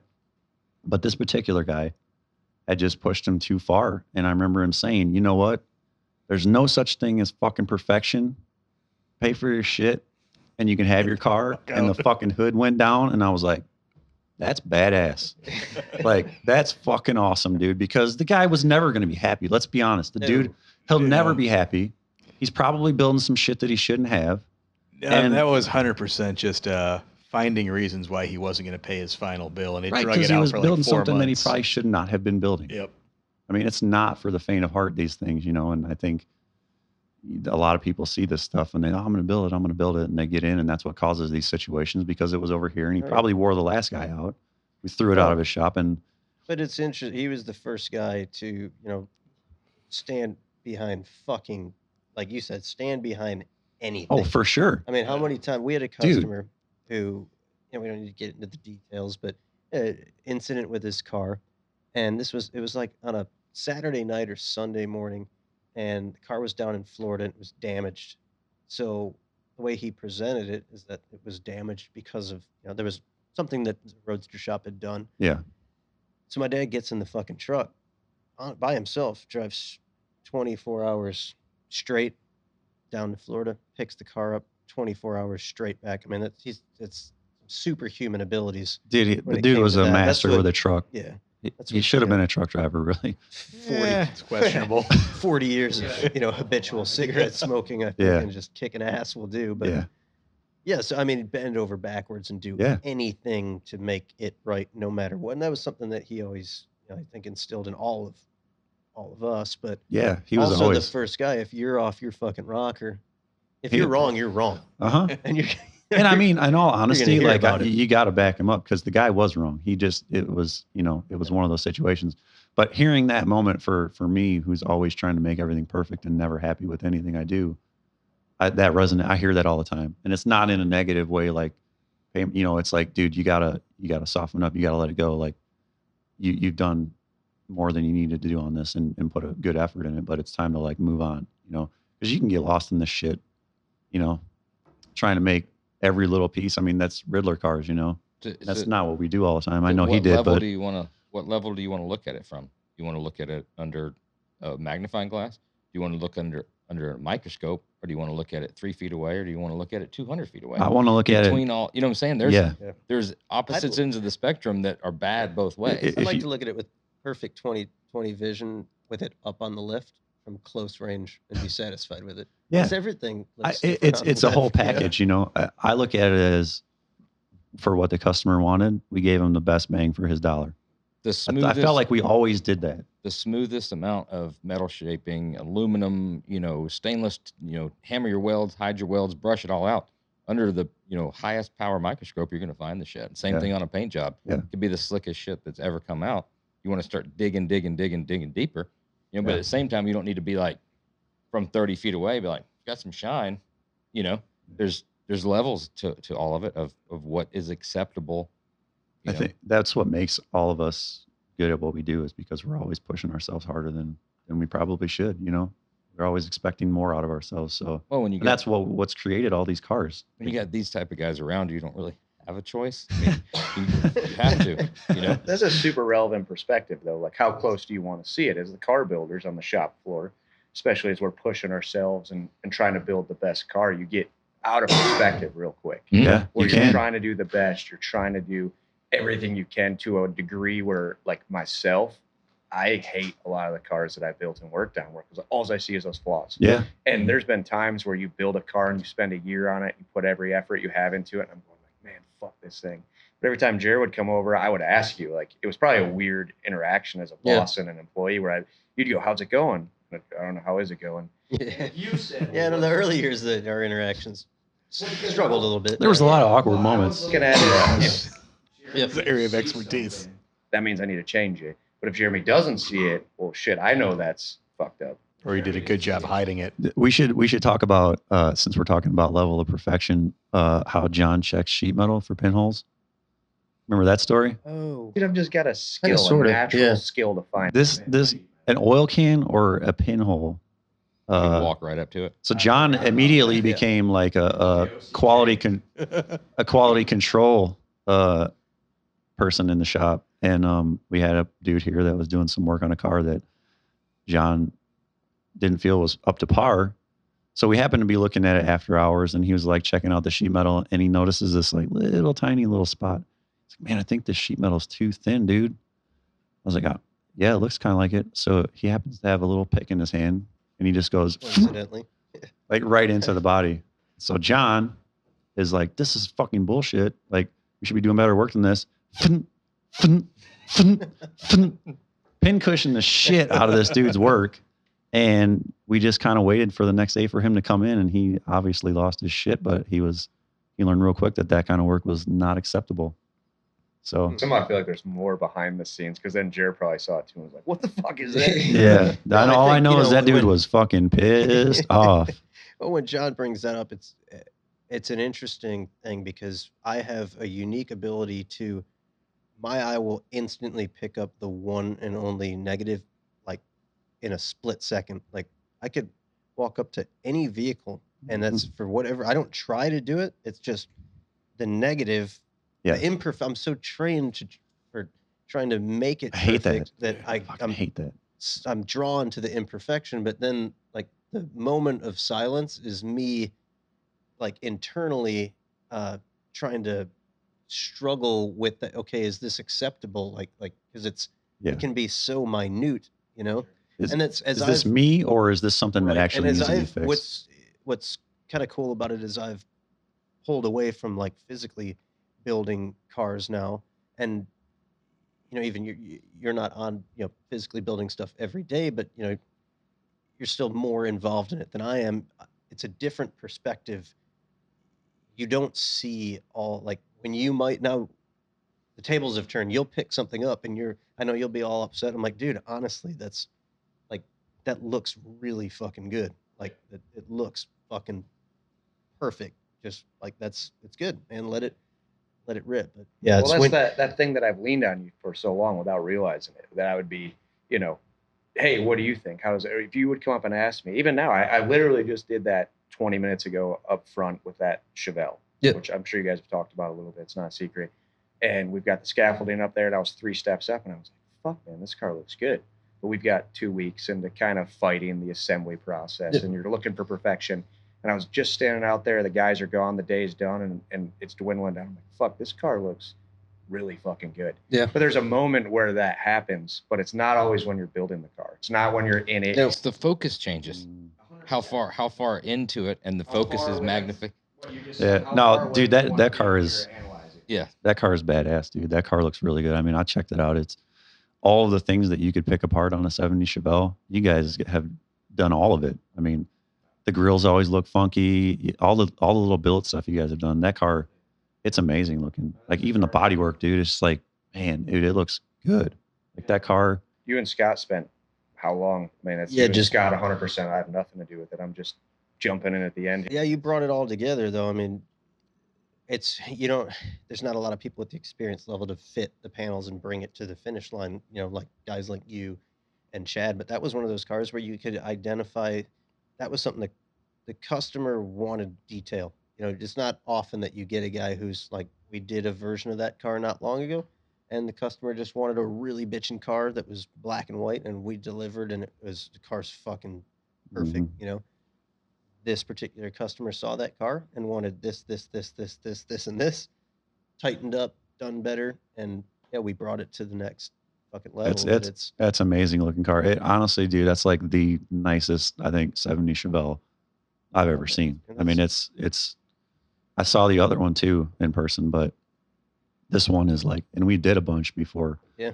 But this one is like the epitome of a 70 Chevelle because all of the 70 Chevelle is still there. Like you didn't eradicate all that because we did a lot of pro touring stuff where we were like painting bumpers and all that shit. Well, this has got chrome. It's got, it's got it all, dude. I mean, the details are there. That car, I hope. Well, Is he going to take it out and show it a bit? It's going to go to. It'll be at SEMA in That's perfect for it. BASF's booth, Yeah. and it's been a long time coming, and it's reassuring to hear that from you because the customer's out of California. Super nice guy, awesome dude. But Does he need me to drive it back or like? no, he's not. He's gonna drive it, but he's not gonna drive back to California. But he's a busy guy and doesn't have a lot of time to come out. He's been out to the shop a couple times, but yeah, I'm looking forward to him seeing the finished Dude. product. He hasn't seen it since it was in fabrication. I'm waiting to see it with the vinyl top on it because I'm a big fan of vinyl tops. Like I like all that off shit, that everybody always tries to take off, but that will seal the deal on that car. I mean, that car's amazing, man. That's up there, like as far as top cars here. I think Appreciate you guys are constantly stepping up the game. I mean, I'm on the outside now, so I get to hear all the buzz and everything, and like. Well, it's kind of cool to see it from both angles. Like we get to see. Well, I like coming in. To see the stuff that you're producing. Yeah.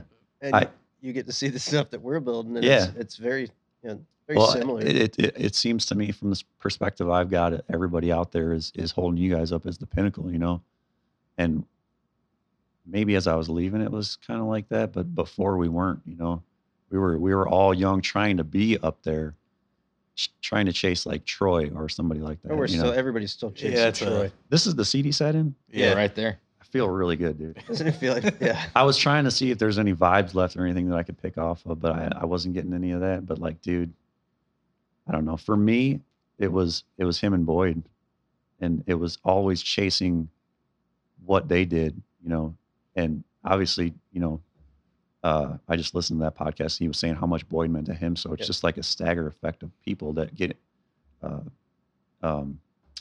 influenced by the next person and the next person, and just trying to constantly one up that game. I mean, I've known about Troy since I was like 13. I think my dad used to take me down to the DuQuoin Street Machine Nationals, and it was fucking awesome for a 12-year-old kid because there was like chicks flashing for beers and like burnouts. Old dudes on scooters. Dude, I was 12 years old. I'm like, holy crap, man, this is amazing. And it's every pro street car, there's college kids everywhere, and they had this long street out in front of it. Everybody's burning out, and just, dude, it was awesome. And I can remember seeing like Humongous for the first time. I think that was the car for that. So this is probably like, I probably was like 12 or 13, man, and walking up on that thing, it's all pastel colored. And the thing that sticks out to me is that it had a big block in it, but it had the Buick logo with the Chevy bow tie blasting through it in total like 90s pinstripe airbrush style. Dude, it was awesome. And since then, like I've known about him, and I used to have pictures on the wall and shit. So he's been a big motivator as far as what I'm chasing. Oh yeah. That dude is. Troy just continues to be. It's awesome that you guys got to talk to him. I never have. I met, dude. Honestly, man, Troy's just such a cool dude, but he's a freak with what he does. And it is. As it's long non-human. as he's been doing it, you're like, how the fuck do you keep doing it to that level? And they just get better and better and better. I've never seen him miss. No. We're talking about levels and focus. I mean, that's on so many levels forward. Way ahead. I talk about that alternator on that podcast and all that stuff. And I find myself looking at the alternator on that 70 Chevelle, and we should do something with that. Like, it was something we should do something with that fucking alternator. It was so pivotal. Which car was it on? It was on the Mariani Model A when he was building it. We were on the road tour, Good Guys road tour. We stopped at the shop, and it was all in bare metal. And so he had everything, set up so you could see it. And it was, there was some amazing shit on the stuff. That latest one he just built for Where Idell was all in bare metal. And just some crazy shit going on. But the thing was the mock-up motor and the mock-up accessory drive, and he fucked around with the AC lines, and they ran around that motor mount, I think, or the shock mount. There's some cool shit. Don't get me wrong, but the alternator itself, like, it was completely had been blown apart, and like all the windings had been polished, and then the whole case had been deburred, like even around. Then it was all like 12 points to put the whole thing back together. And I'm sitting there looking, I'm like, it's a $20,000 alternator. It was almost kind of like, oh, these guys are coming to check a look. Watch this. It was like a fuck you. Yeah. And it was such a level of focus and detail. It's kind of like, maybe truck driver, like, I mean, I could open up like a chain of Jimmy John's. Like, what else could I do? Yeah. You know? That's it. Yeah. I was telling these guys earlier, like, I've met him half a dozen to a dozen times, shake his hand, but I've never uttered a single word to him because I just shut down every time I see him. He's that badass to me. Like, I talked to Boyd, you know, and it was cool. But when Troy comes around, I'm just like, don't say anything. Don't sound stupid. Just stay in here and be normal. Well, you guys must have brought me up here to be the fluffer, because I feel like that's already what I'm doing. But now that I'm the guy on the shop floor who's dealing with all these young guys we have, you talk about you growing up and seeing these cars that these guys built and them setting the precedent. There's literally guys on our shop floor now that talk that way about I mean, I just mentioned the F100. It was the first car I saw of your guys. We have guys now that are younger, just turned maybe 30, 28, 29. And they've talked, I think, Scott, maybe. I'll reference him again. He loves to hear his name on the podcast, and he loves to sound like Phil's voice. Hey, Scott. How's it going, buddy? Yeah, it's for you, Scotty. You know, we went out with John Hall, and you guys were having conversations about these cars that were so inspirational and growing up and seeing them. And Scott's whispering in my ear, because he's more comfortable talking to me, like, that's how I felt about a lot of the cars you guys did. And I saw this car on this magazine. Well, when I talked to him later, it's the Innovator. It's you know, I don't remember exactly which ones you referenced, but cars like Innovator, Unfuckwithable, C1RS, those were cars that these younger guys reference when they come in now, because we have a younger group of guys that are coming in that we're seeing those cars, and that was the shit that inspired them when they were going to Wyotek. And like, it's that phrase that you guys have used all the time, like, you don't realize the good times till the good times are past. Well, like, you just said that. Like, when does that happen? And you don't know if you were that generation here. Times were changing around the time you left. Like, no, we were building badass shit. Yeah. And there were guys that were inspired, but we were doing it at the same time. We were still trying to push that envelope. Yeah. And that doesn't go away. We're still doing that. Every step of the way, we're trying to push the next generation. I think all builders are doing that without realizing it, because at the time, you hate what you're fucking doing. Yeah. And it's not good enough. And that's what makes you thrive. That's why the chassis have come so far, because we were left with the street rod style chassis, and we weren't happy with that, you know. Especially, I mean, that was like Jeremy's main focus was, we got to build better chassis and make them ride better, you know. And he was persistent about that, you know, because of all the stuff that we had dealt with. And so we just took from that and built more. I mean, I can remember tacking the first fast track together. That was on Innovator, wasn't it? Yeah, that was the first one. That was the very first one. Started with a narrow track. That's where it kind of came from, was that there was nothing out there. And you were trying everything, dude, because on that one, that had like a triangulated, it had a three-link with a Watts linkage on it, which had never been done here anyway. Yeah. And I didn't know what it was. So we, you know, I researched it, and you had plans for it, and we figured it out. I remember guys in the shop being like, what the fuck is that? That ain't gonna fucking work. That's a fucking, what the fuck do you call that? I was like, it's a fucking Watts linkage, dude. And I don't see how that's gonna fucking work. It ain't gonna fucking work. I'm like, dude, what the shit in my fucking Cheerios, man? Like, dude, but like, we did it. You had that idea. Yeah. We fucking made it work. And dude, that car was awesome. Yeah, car. You know what? How do you feel about, I want to ask you that. Yeah. How do you feel about that car today? I still absolutely love the car. There's things, okay, the grill. You can admit when, you've got to be able to admit when you're maybe a little wrong. I could say the grill. Yeah. The grill wasn't right the first time. When we went back and we charcoaled it all out, it was tits. You know, that's how I wanted to originally paint it, but I lost. Damn it. I did. I wanted to paint it the way we did it the second time. So there you go. So, yeah. But I still think the grill, for me, it looked really cool once it was charcoaled out, and like that car was, so, dude, it didn't. Yeah, once you didn't see it anymore, it was great. It was way advanced for what was going on at the time, and I think that's the grill was what the rest of the car needed, whether you like it or not. You think? Well, I appreciate that. It's what the car needed. I don't care if anybody, you know, It might not be what would be super in style right this second. It wasn't super in style then, but that wasn't the point. It wasn't trying to build a resto mod. That fit, that grill design fit the rest of the car. Yeah, it did. It was I it was just- a car you felt really fucking cool. And it was such an experience driving it. Well, Yeah. let me tell you, Yeah. you looked Dude. just as cool driving it. And Thanks, dude. that's an honest. You that's when I think I first met you. Yeah. Come Was around. when we debuted that car, and I remember you guys had the white Mustang. You remember Yeah. that? Yeah. Fuck Or you you. guys? Oh, we were talking shit. All right. But no, I think that's the first time that I had met you guys, because like, I mean, we were nervous about they yeah. they knew you, and they were oh man, Goolsby's building this white Mustang, and like I don't know, we were nervous about that. I'm sure you guys heard talk about what we were doing, because wasn't that like Me What and was Phil were texting pictures back and forth. you were Yeah. Dude, in your defense, it's funny. Like, we like to like, bust what did you balls. guys really think about it? Everything I've said has been 100% the truth. Because I remember there was a write up and they referenced to the grill negatively, which Well, I knew it was controversial for sure, dude. Yeah, I had the ability to talk to that gentleman. You did? podcast. Yeah. Yeah, I let him Enough know. time had passed. Yeah, but It I was let just him a know how wrong- I felt about it. Yeah. It was just a wrong way to describe it, Yeah. but like I That was think like some CNN shit, you know? The way Clickbait. the way he wrote that up. That was okay. that type of journalism. can't give the That guys was shit fake- for saying It was fake what he news? felt. fake fucking news. fake news. Yeah. Okay. We pride ourselves on saying what we feel. Yeah. Yeah. And he said what he felt. I set the magazine on fire when it came out. I was like, Damn, I don't even remember Yeah, that. I was like, Phil, you remember that? It's like, this sucks. Fuck this. Yeah. Like, what the fuck? Yeah. But I mean, I struggle. It's gone away a little that I would like to bring back. You want to bring that back? a little bit. Yeah. A little, so I'm not I feel like you've taken the reins and run with that. Yeah, it's good, dude. It's like I'd have had a heart attack if I didn't. We Set you on your flight. And then they were like, "Hey, man, tone it down a little." Yeah. But dude, it's funny. We talk about the Mustang a lot. I like to bust your balls, you know. But the Mustang was a fucking sick ass. it car. was, because that's a hard car to do. Yeah. That's not a fucking easy It's car a to car do. you should not do. It's not, but you guys nailed should- it. Yeah, you shouldn't. There will never be another one built that's as bitchin' as it is. It's a tough car. It definitely didn't get Do you know why we the did a response it 71? should Have have.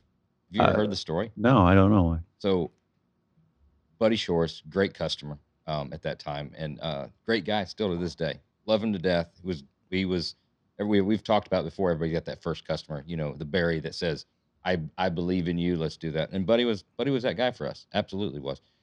We built the charcoal Chevelle for him first, you know, and we did SEMA and all that on that high, like those customers do. Whatever, you start going through all the different ideas. What are we going to build next? What we're going to do, and you know, that whole design came out of, you know, basically everything that was the antithesis of the dark Chevelle with the black chrome and then the dark, you know, and a tone on tone. It was gonna be white and bright and all that, which is funny because we're both thinking the same things at that time, because you were living through that era of everything charcoal and everything blacked out and everything this, and it was kind of just like that. You know what?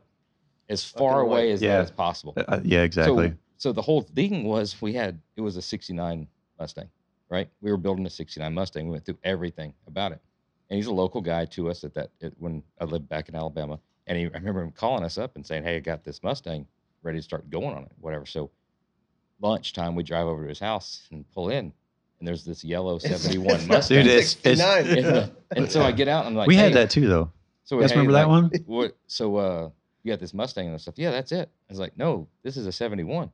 You sure?" As sure as I can be about something.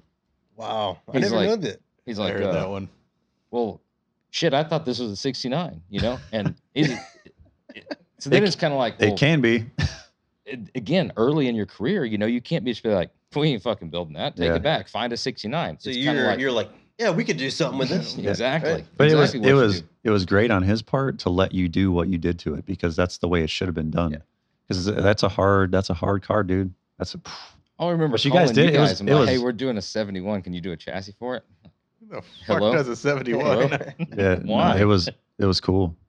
More importantly, at that time when you met Josh with that car, what hair did Josh have? Shit, That was I the don't era even. of the Josh. We just brought that up I yesterday. think that was shaved head. That was prior Josh. That No, I was don't- pre-Josh. I don't think you had a. Leopard spots? No, No, that was way leopard way spots. back. Yeah. Yeah, I don't remember honestly. I don't. It had to have been shaved. It had to have been shaved head. That was when still coming out of the hardcore. You know, it was kind of like you had to have the Dickies. You know, you were like Oh. you were the white T-shirt with like the dark blue Dickies. Yeah. Yeah, you were pretty fucking cool back then, dude. Honestly, Not really sure what happened, but Straighten your ass out. yeah. I'm just gonna leave that too. I'm not even gonna follow that up with something hurtful. I'm just gonna Really. throw that out there as just a genuine compliment. he's gonna circle back and No, cut your no, legs that was off just- later. It's a build up moment. High five. Yeah. But yeah, that So- was a fucking. But to answer your question, cool-ass it era. was known. I knew instantly when he sent me the picture from Interior because we'd gotten to the point. I think it was like a week before Columbus, and it was kind of we had been teasing different stuff back and forth, you know, and we were friends then. And I'm like, all right, and instantly it was kind of like, fuck, Yeah. because it was so similar. I say similar. I hope anybody understands the similarities, but it was so similar of thought process. Two totally different cars, designs, everything like Yeah. that. But the thought process and the mentality of like, you know, white and super modern and very OE, you know, concept car kind of thing, you know, and just the level of execution. I remember how fucking flat the car was on the side and just that straight edge of that side skirt and how low. In the picture, it was kind of like, fuck, you just know, right? And you know It's that guy. the color combos. But then I've said it before and I'll say it again. We would parked early, and you hear it coming first, and The sound of that car. the sound of that good. car was sounded gnarly. awesome. But it almost was like it was hovering when it comes around the corner because it was so fucking flat and straight across, and ride height. It was just like it was like Jetsons, like that because they had those flat linear lines that from a Yeah. distance. The profile Yeah. of that car was just so. And the headlights and the tail lights and all that stuff that was just like taken to a different place, man. That it car was- took us to a new level. It did. It got us a lot of. it's funny too because The interior was cool too. It was way different than anybody had I did. thought you guys were crazy when you're like, oh no, there's like lights and shit. Yeah. It's white leather. It's gonna be. the only thing it was kind of like we were. I mean, obviously, me and Phil were closer at that point than even me and Jeremy, and I knew what he could do on the autocross track. You know, I'd seen that before, so you see that coming around, you're kind of like, fuck, that's gonna win, and then it's kind of like, Phil's badass. Fuck, he's gonna win on maybe. Oh, maybe he Hope I gets, wreck it. maybe he gets a little crazy. You never know what's gonna happen. So the whole thing, like, not major damage, but like Just a enough. fail, just Yeah. a fail on Yeah, just the road. enough. It was kind of like Enough to just put it back in the trailer. Nobody wants to Yeah. see it. Yeah. No, that one. The first time I ever drove that was at the starting line for the autocross. Same Because- with the Corvette, right? Yeah, but the Nova, we didn't get the seats until Saturday morning Oh, or that's- Friday morning that's of right. Columbus. That's right. I forgot about that. Phil has a freak fucking ability to like. Dude. I could, for me, like I get in a. It takes like days to kind of get acquainted with it. I'd say. I mean, 75% of the cars. Phil's got an absolute fucking legendary record of like how many years in a row. Several. It's like a decade of just the fastest street machine of the year autocross times, and telling you, 75% of them, it's been like we all meet right at the starting line, and we're like, all right, Is this one an automatic or yeah, it's manual? like, Take it easy. well, it's like this is here. Yeah, dude, just go, just get turn after right, it. turn left. Yeah, the He's wheels like, clear. Yeah, You've are got the brakes full- good? We got Yeah, brakes. The thing turns lock to lock, so just go for it. The pedal's hard, so just because none of them had ever really been Right. driven, and every fucking They're Because car it's car show always ready. it's always Yeah. a thrash till the Yeah. very last minute. But you'd get Phil. Driving them versus- Yeah, you get Phil in there, and you're like, all right, dude, just can you take it easy, like on the first lap, and we'll adjust it when you do it again. No, it's just balls out. The only one like, that the one we got after was the Inferno. We were like, that one went out, and then we were tuning on a little bit because we were getting more and more competitive. I remember that one came out because I still have the bag of fucking tools is the yellow laying- Camaro. yeah, Yeah. is laying around at the other building because I stuffed it in the like Allen wrenches and a bunch of crap. We were messing with the sway bar and some other shit on it, but yeah, that car went out just, again, same fucking shuffle. Just, Yeah. I just remember Just the fucking C1RS. Jeremy hopped in it like right before we left. Took it like down the road and back. That was it. There was no alignment. There was nothing. It was just there. I don't even think it was tuned right.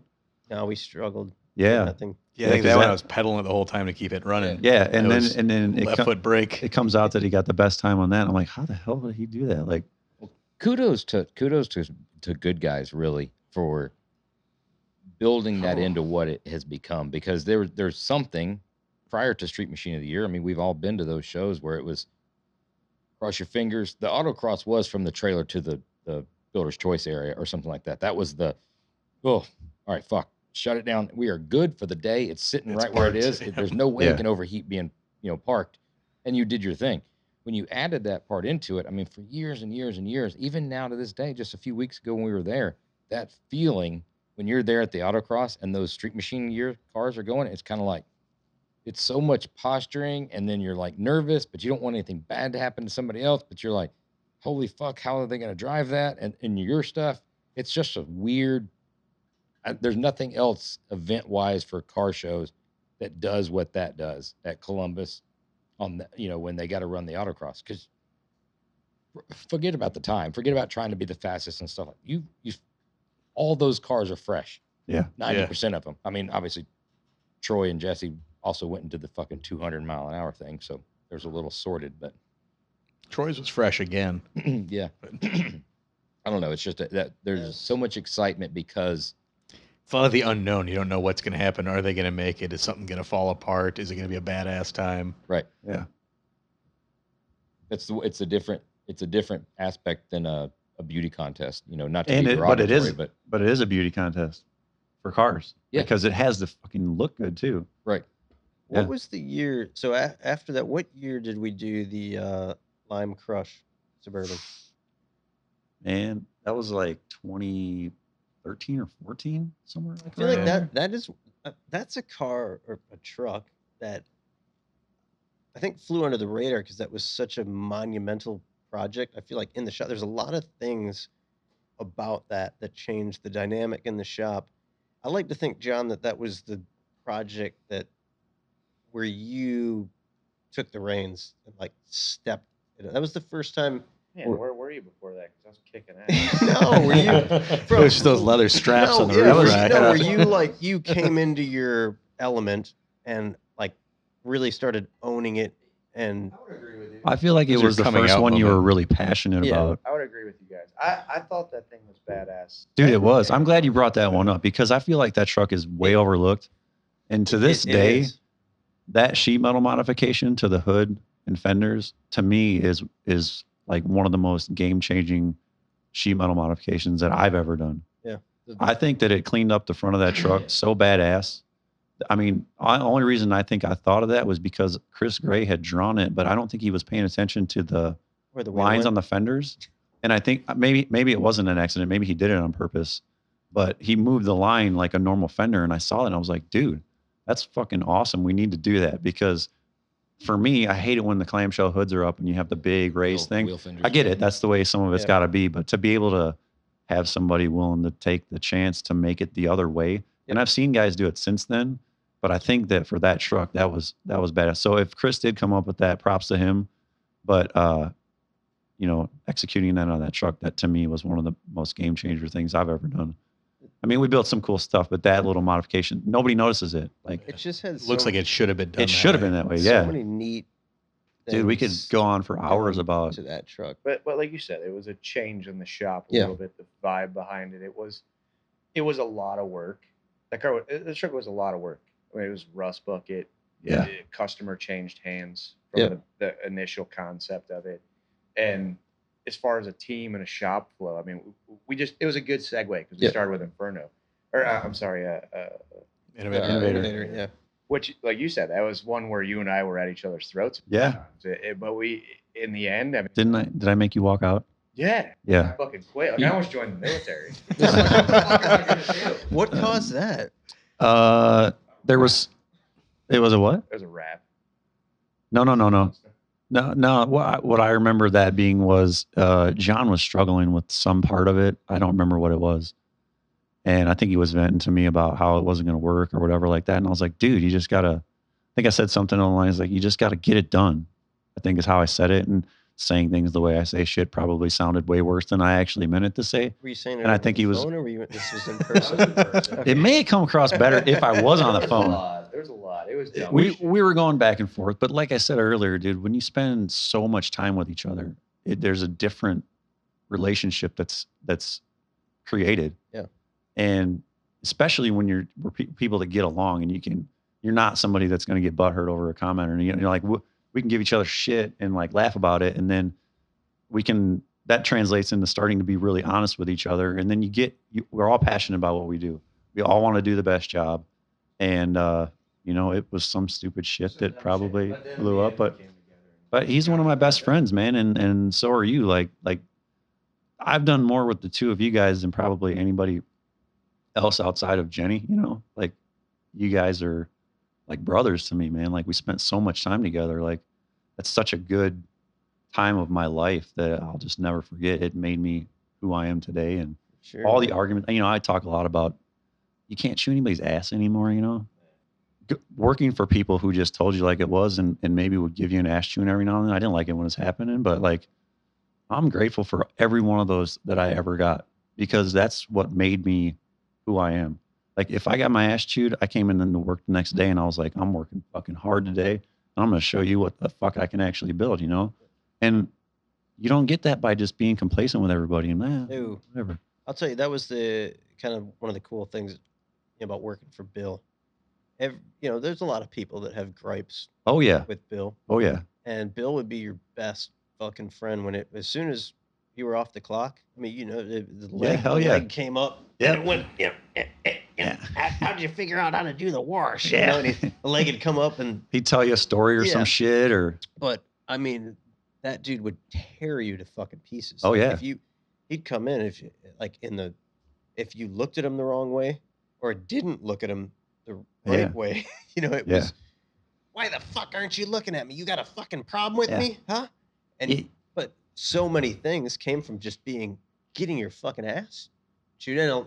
You look back at those are all life lessons, because there might have been a few of them and they were like, it was a fucking bit of a cocksucker. You shouldn't have said that. But the majority, I'm sure I'm the same way though. But the There's guys out majority there of that are them, like, you're fuck that guy. yeah, man, oh fuck, was I a moron for doing that? Yeah, that's how I look at it now. Like I was in my 20s, and but you don't really look back at the ones where a guy's like, hey, if you wouldn't mind, and you're doing a good job, like everything's Yeah. great, and I love your work, and oh my gosh, your welding is phenomenal. Is that a new But if you shirt? could just, this shirt looks really good on Really you. But brings out your if eyes. you could just maybe not fuck that up like you just did, Yeah. that would be so good. never gonna work. No, it never works. But if you get your ass just fucking Yeah. handed to you, Yeah.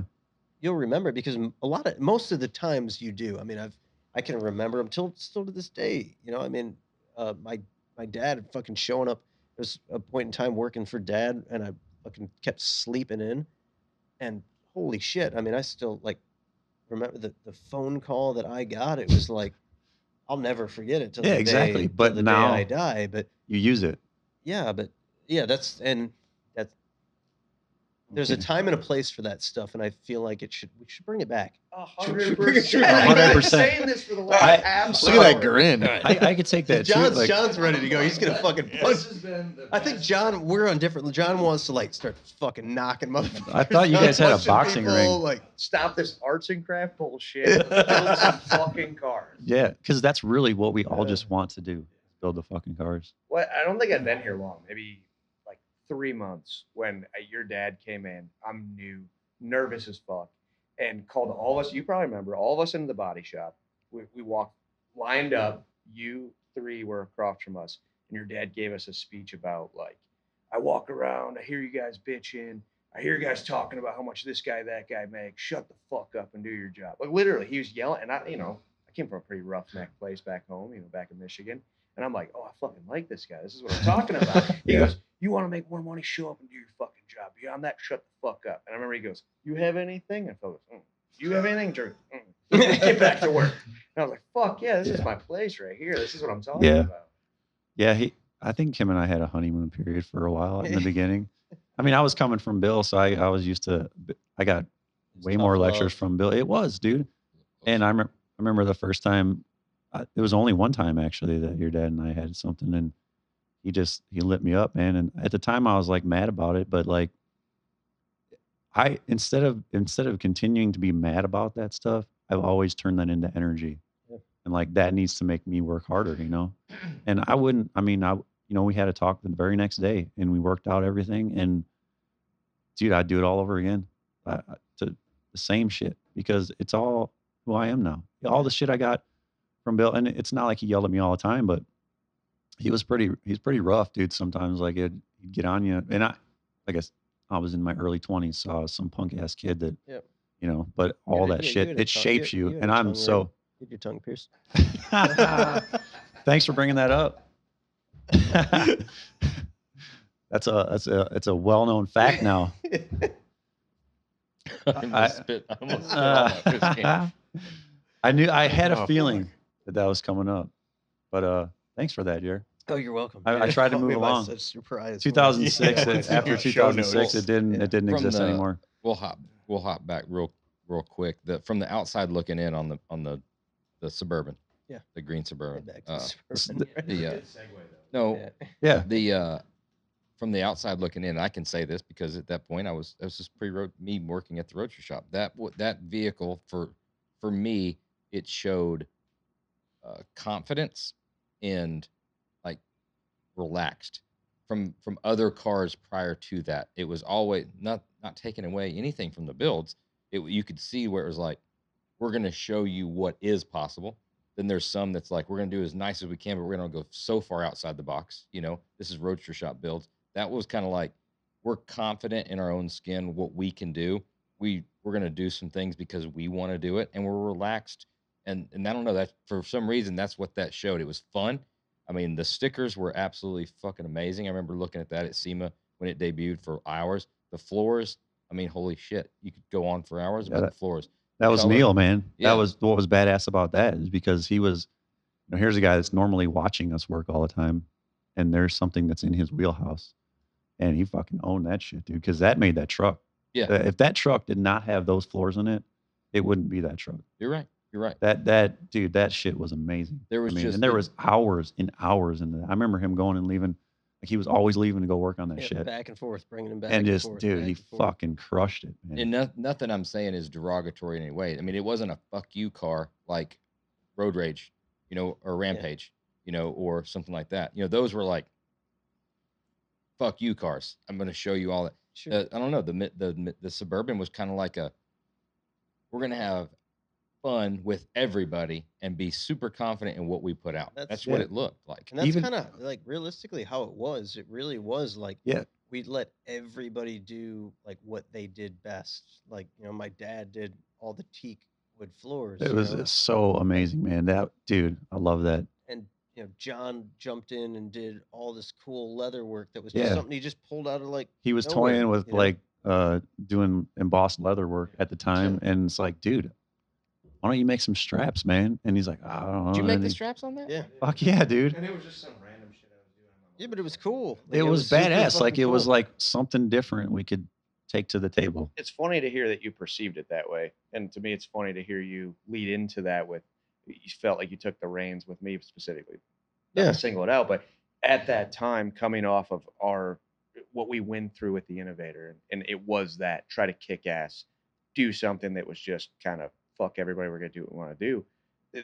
That truck started out with a shitload of rust, a bunch of problems, and that's where I started on it. And I remember it was a different truck at that time, and feeling so overwhelmed and buried in this project, and we were pushing to get it done. It was a different customer before it became the Lime Crush. And I remember going to Chad, who like we just got done talking about us ready to kill each other on Innovator, and going, dude, I need fucking help. Like this thing has a deadline. I'm drowning in it. And you go, fuck yeah, man, let's do it. And we were ready to kill each other on, and there was projects in between. It wasn't like we went from one to the other, but we created a bond throughout these other builds where like, yeah, we wanted to kill each other every now and then, but I could go to him and say, hey man, I'm getting my ass kicked. Like, and I didn't tell you that. I won't go to Jeremy, the boss, and be like, man, I'm getting my ass, like you're like, however many years later going, man, you really took the reins and killed it. And I'm like, I was getting my ass kicked and I need Chad's help. And we all did our own thing on it. I remember you and I going on lunch to like fucking arts and crafts stores to try to figure out how to like tie knots. Yeah, I did that like monkey's fist fucking shift knob. Yeah, I remember that. There was so much different shit that went into that truck, and it was literally that vibe in the shop floor when we were doing it. Of Yeah. let's have fun. Let's do it. It was just this workflow, this state of fun and enjoyment of doing something that was totally outside the box. And I guess at the time it felt like it was because we had this backer, for me anyway, from my personal perspective of we're doing this car that's for a company. It's kind of funding it, you know. I mean, behind the scenes, it was probably different. But I was like, oh yeah, it's Yeah, I'm kinda sure got this- Phil is totally different. Yeah. He's just lips are sealed. He's like, fuck you guys. We lost a fortune on this car. Glad you guys had fun. Yeah. Phil is always there to rein us in. It's what he. Isn't Yeah. that wild that's what Yeah, what it is. shows in the final product? That That's why it's weird that you said that, because You did. we've never Yeah. discussed it. No. We've never talked And We're about getting it. super deep here, but No, yeah. we are. And that This- was, yeah, it was one of like you talk about the stickers and all that stuff, and that's something I've always enjoyed doing. I like as we get into these like 80s kind of cars, and we do like Garfield's 55 and these cars. It's Oh, almost I like, wish I would have been here for that well, one it's almost because that like one. you create this like, you know, I don't know, stigma or like where the car came from. It's almost like a, you know, Little like a backstory about fictional it, and- story Yeah, about it's like a it. And movie. yeah, like when I story. was a kid, I was always that like that way. You know, it's like if I was your gonna play. your buddy Steve Strope calls that plausible reality. Yeah, so he does a lot of the same Gotcha. creating Okay. stories. But and when I was stuff. a kid, I was like I fucking He just sucked. kept at- going. Like if you talk about like sucked at sports, but you better believe I was wearing like I had the whole fucking outfit. You know, I was ready, like I was outfitted to do that. What sport? Sports, you know, With the ball? Yeah, a variety of Uh, sports. The one where they Right, you shoot kick the them, Yeah, you I mean- kick shoot the them, you points and throw shit, them, yeah. you in the net. He and looked stuff, you badass, do the like slam. Umbros, a Jordan jersey, a fucking Right. cowboy hat. He had all of them. Yeah, the whole sports fucking uniform. shebang with Yeah. the cleats and the all that Was you stuff. arming yourself with a backpack super soaker? Shut the fuck up. And well, dude, you better be like if it came time for a fucking water gun fight, yeah, fuck yeah, I had the backpack super Dude, that- super soaker. Right. That's top But that top was 3 in history. but that was the kind of the vibe. I really enjoy those type of projects where you can have some fun, where they have some sort of a theme and you can just cut loose on it. You know, like That's Yeah. hands down why we do this. I mean, there's you listen to everybody in this industry and that are builders, and they're all say, we don't do this because we're getting rich off of this shit. We do it because we love this, and that's what it takes to be able to persevere through all those projects. Because, man, some of these cars, man, you just want to roll them off of a cliff, dude, and never see them again. Yep. But you know what your end goal is, and you know where you want to go. It's just persevering through that and making it to the end point.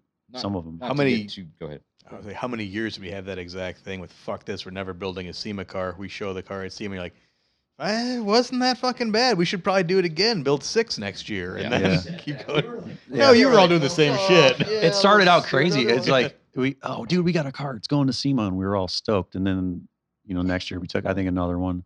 And then there was the year with the, I think that was the first year we took multiple cars. Was the year with the Lime Crush, because we had 3 trucks that year. yeah, it was So we're doing Crazy. 3 this year, and we come back. Oh yeah, we're gonna take 6 next year.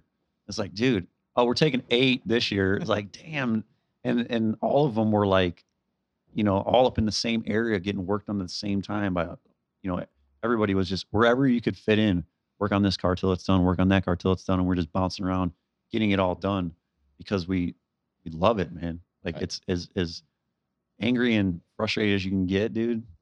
It's the end result. Yeah. it was a Yeah, it always is. When you can stand back with the group of guys that you just created this just amazing piece. I mean, I guess you can call it artwork. I hate calling stuff art all when it's not really, but let's just call it that.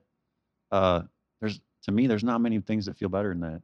It's not to get again, like you said, too deep onto it, but the OBS was much the same way Yep. in my I was and just thinking of that. It's it's- going through my head. it's as you brought it funny up. how and sometimes you just can't do it. Sometimes it's either the customer or the build time or what you think that you want it to be and all that stuff. But when you can get that relaxation, I'm sure Phil felt the same way about the OBS that he did about the Suburban. I mean, that was not That was a fucking awesome. yeah. Like, yeah, dude, this thing's fucking sweet. yeah. It's Fuck yeah. when you take out the the customer wants these things. We've got to do this. We've got to do that. Or you're worried about if he's going to think you're a fucking idiot for even saying that this is the idea that we're thinking about doing, you know? So there's some things you won't even bring to the table. But when you have all those barriers lifted and it's just kind of like, fuck it, let's have fun. And it's not for that sad award or it's not for this. And you're just building what the fuck you want to build and the whole entire team. It's amazing that outsiders can pick up on that, maybe not even knowingly, from the product. You know, it's just a different. Yeah. Well, those have been all.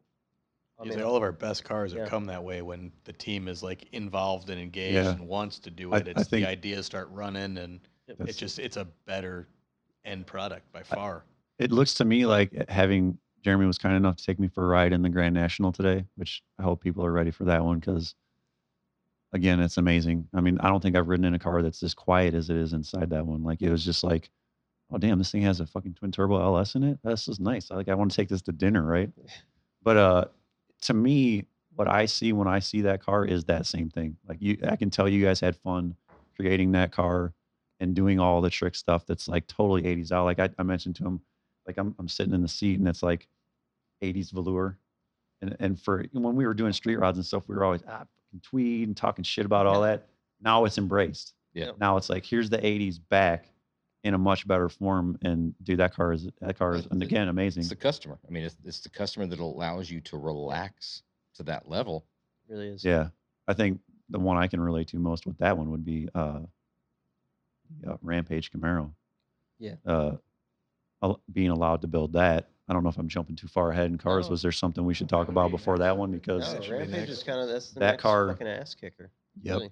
that's by far, I think, my favorite car that we did here in my time. Like, I mean, you know, I talk about it a lot to people, but it was executing function and form together, and we nailed it. I mean, it just, dude, that car. Now that it's back out in a video game, like I think it's the coolest damn thing because there's a whole generation of people who have no idea what that thing is, where it came from, anything about it. But it's blowing up like this badass car, and everybody's like recoloring it and doing all this cool shit. And it's like it's alive, you know? And to leave that, to be able to create something for somebody just in our world, but to drop it off in like somebody else's world, that's crazy to me. It is. Like it's like our kids' friends. Asher doesn't play racing games, but like I'm sure he's got friends that do, and they probably have seen that shit and have no idea that one of the people that built it is this kid's his dad. dad. You know what I mean?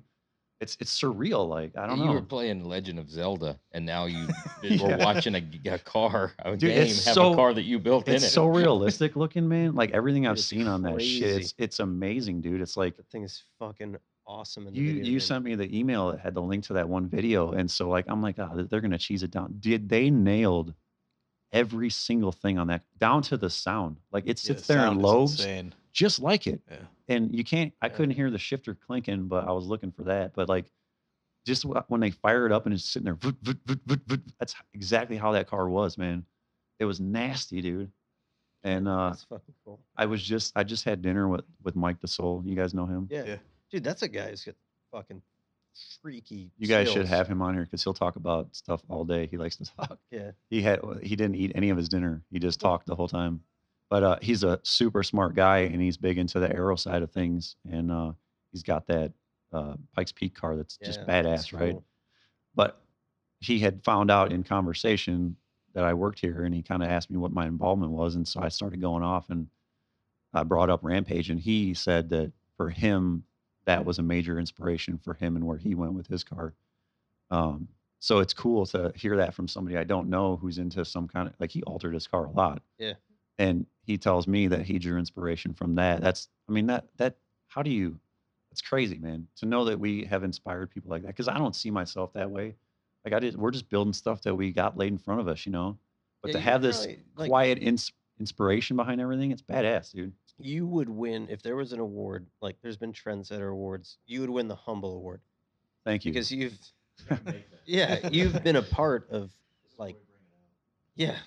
I mean, you've been a part of everything that's anything in this industry, and you've always just been like, cool, man. Like, what do we What's got? Like, next? what are we doing next? What's up? Oh, Yeah. that's cool. What are we gonna do? Like, that's I try really hard to stay grounded. It's not like, it's not my first thing to go out and brag about myself, but like You guys do it a little bit with your skill set and your level of accomplishment. It Like I warrants told you, I was something. going to take what he wrote and just use. I might make a T-shirt out of it Not a bad idea. because Making I could never say that. your Like voicemail. it would never come out of my mouth. You're But giving like me way too much. I I'm- didn't write any of it. I just read it. I'm kind of more.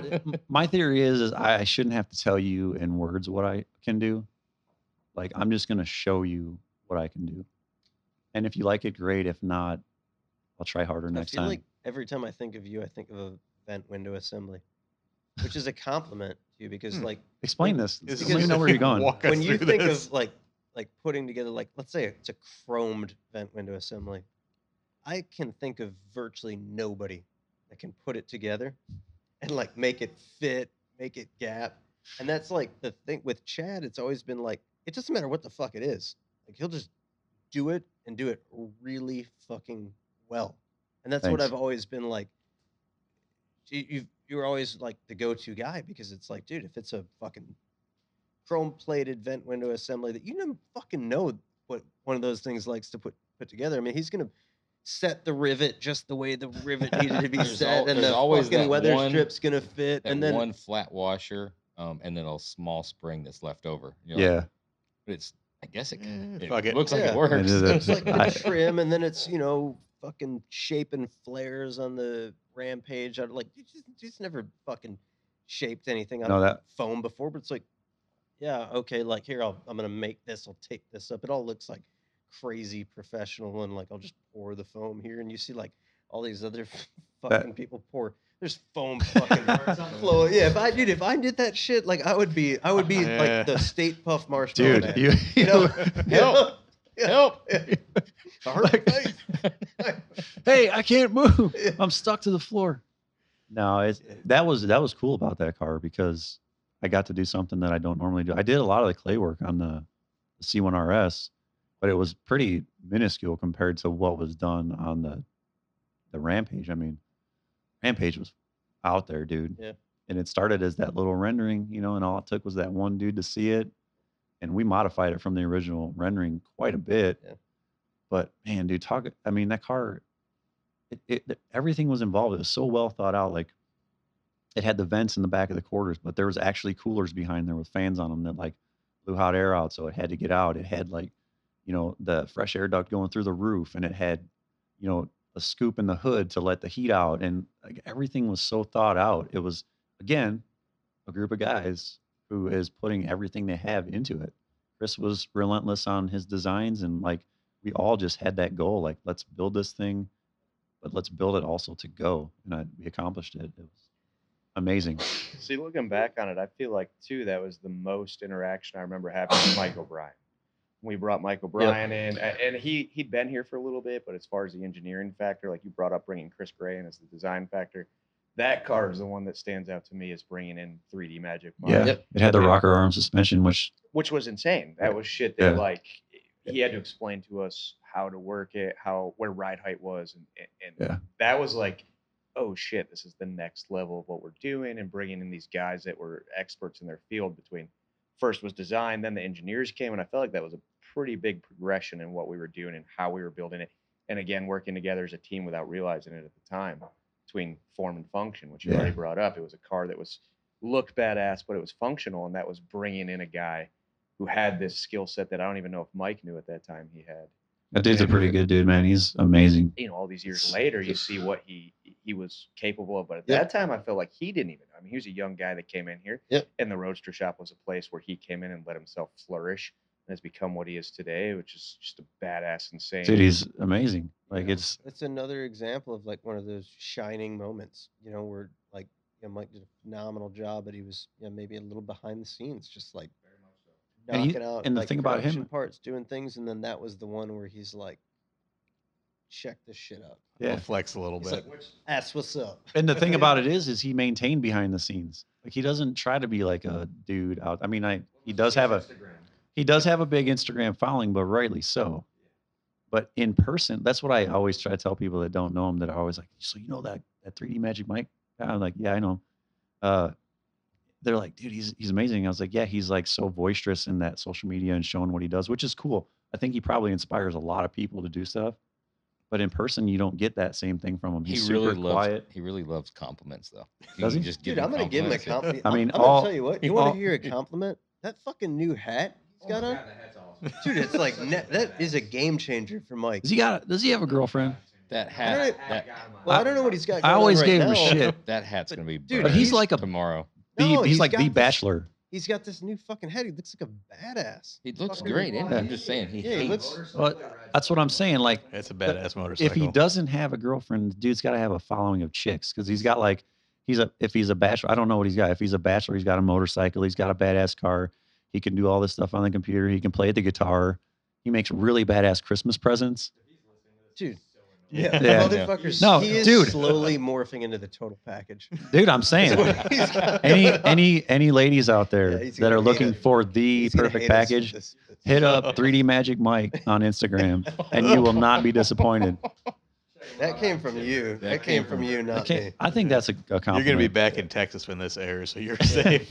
Yeah, no, I'm not trying to say anything bad about the guy. He's again expects perfection in everything he does, Yeah. and he's another piece of the puzzle that has brought things up here, like little things that he came up with on the computer to help build rails and stuff like that that other people were thinking in a different mindset. He's like, let's do this.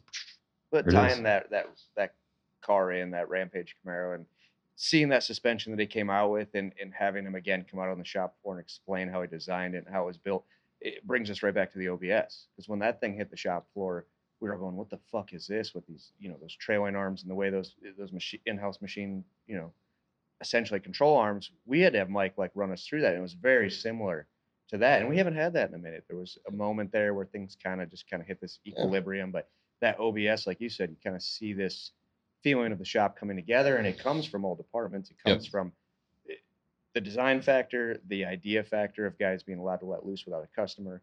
And then it involves everybody from the engineers and all the way down to the guys who built the chassis, built the control arms, and then did the metal work, did the body work. I remember like when we were doing the chassis for SEMA, the OBS chassis for SEMA, like half of the chassis shop, the entire body shop, half of the hot rod shop, like all working on this between the displays and the paint and stuff. Dude, that was some of the most fucking fun I'd had in a long time. Of just it didn't matter. It was all those. Again, it was a fucking chassis and a display. It was awesome wasn't a car, chassis though. but it was like detail on top of detail, and there was no attitude of like, all right, fuck it, we just got to get this done. It was kind of like, what if, and three guys would be like, what if? You're like, fuck yeah, let's do that. And then the next thing was, what if? And it just rolled. It was a chassis display, but man, it was fucking fun. I remember for some reason Jeremy and I were texting on that, and he sent me like this spy photo of what you guys were taking, and I reached out to Mike and I was like, dude, I saw a picture of that shit, and dude, that chassis, it's crazy.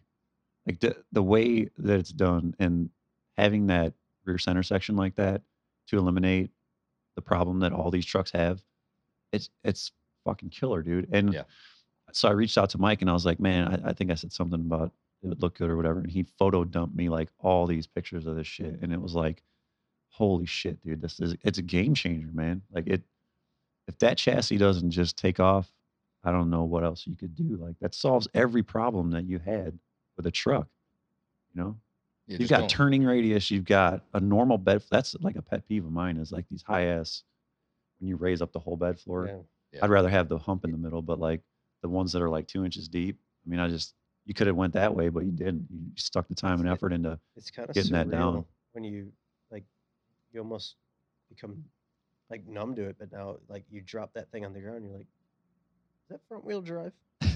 Like, Where's the rest of that shit? Yeah, it's killer. You guys, man, another one knocked out. Well, see, I see it as an opportunity now as like shop foreman or whatever the fuck my job is here. But like we've talked about it. We talk about all these cars and these things that have brought us together. And you talk about the feeling you get when you see these cars. And there's always people on Instagram now. There's always people making a living off of building a team and a business. And we talk about this all the time. You and I used to talk about it on the shop floor. I didn't even have that shit for a long time. We thought we didn't, but we're talking about it right now, and we're literally. and we did. No, I'm talking about Instagram. When that shit came out, that was something that just ripped through this place and shredded. People got all fucked up when that first came out. So I stayed off of it because I'm like, I don't want a part of this shit. But people had fake accounts and trolling and all that shit, dude. And it was like, person, not people. I know, but I didn't want any part of all of that shit. So I stayed off of it. Talking in these projects in hindsight and us doing it now again, we're not even realizing this team, because people always talk about a team and it's so hard, and we're also like working for this thing that's means so much to us when we're building these cars, and you get these personal attributes where we're fighting with a guy who I consider family. You know, I'd fucking do anything for you. We're brothers and we're family, but there was a time we were at each other's throat. You don't realize that these projects that were so successful and meant so much to us that we're talking about, what, 10, 7, 6 years ago, where all these projects, and that one we just did this year, was based on building this team and this goal that we're all trying to achieve without realizing it. You don't even realize it till hindsight. You don't realize it till you're looking back on it. And that's the things that made these cars successful, where sometimes we're just building cars and we're just trying to think about these badass things we're driving, not realizing we're because you never, it's not like you said, hey, guess what? We built the crew. We're done. We don't have to build the crew anymore. But I know, exactly. Yeah. So, but you're continuing to try the whole time, and it's build the team, build the team, build the team, whether it's even not hiring guys, just continuing to build the team. So you never get to a point to where you're like, all right, we're done building the team. Now we can do this. So then when you look back about it on it, you're like, oh, well, the team was built pretty damn good, you know, and kicking ass. This is where we announced that we're coming back with like the old school team, right? This is it. That's why Chad's up here. Yeah.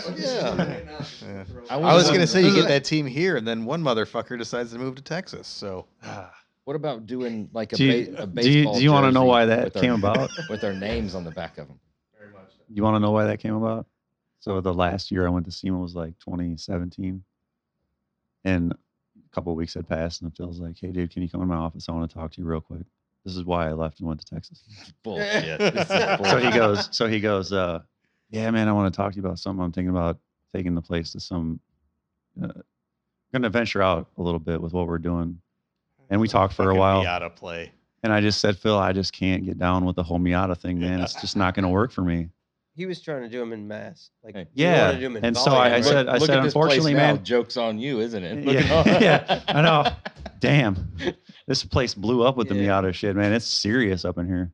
Yeah, but no, I had to. Well, he had that crazy idea. He had Mike draw out the whole shop in CAD, because it turns out like the stalls we have current for like full size cars, he could triple the capacity. Yeah, so Phil's a profit margin guy. He's looking at this from a business standpoint, and he's like, we could double our capacity. Just work on smaller cars. And we have Chad and Jeremy. We get one on a lift and one below the lift. Chad works on the top one, and Jared works underneath. It's double so it's the labor quadruple. hours. We did have to struggle with that a little bit. Let the lift work. But Chad wasn't down with that. You know, he's a diehard American hardcore. Yeah. My question is do you like those because they're the closest thing that looks to Lightning McQueen, or what's your fascination with the Miata? There is no fascination with the Miata. It's just, dude, it's just the way the car pivots, like the turn. Phil's always talking about like it's turn in ability. It's like a momentum car. It's not really speed. It's a driver's car. Like, you know, anybody can get in a big horsepower car and like turn fast lap times, but like it's a driver's car. Like if the playing field is leveled, you know, and everybody has the same horsepower, the same wheelbase, the same car, it's a driver's race. The same racing shoes and gloves. Yeah. You notice I'm not saying anything about it. Because you don't want your stuff. I'm not allowed to talk about Miatas anymore.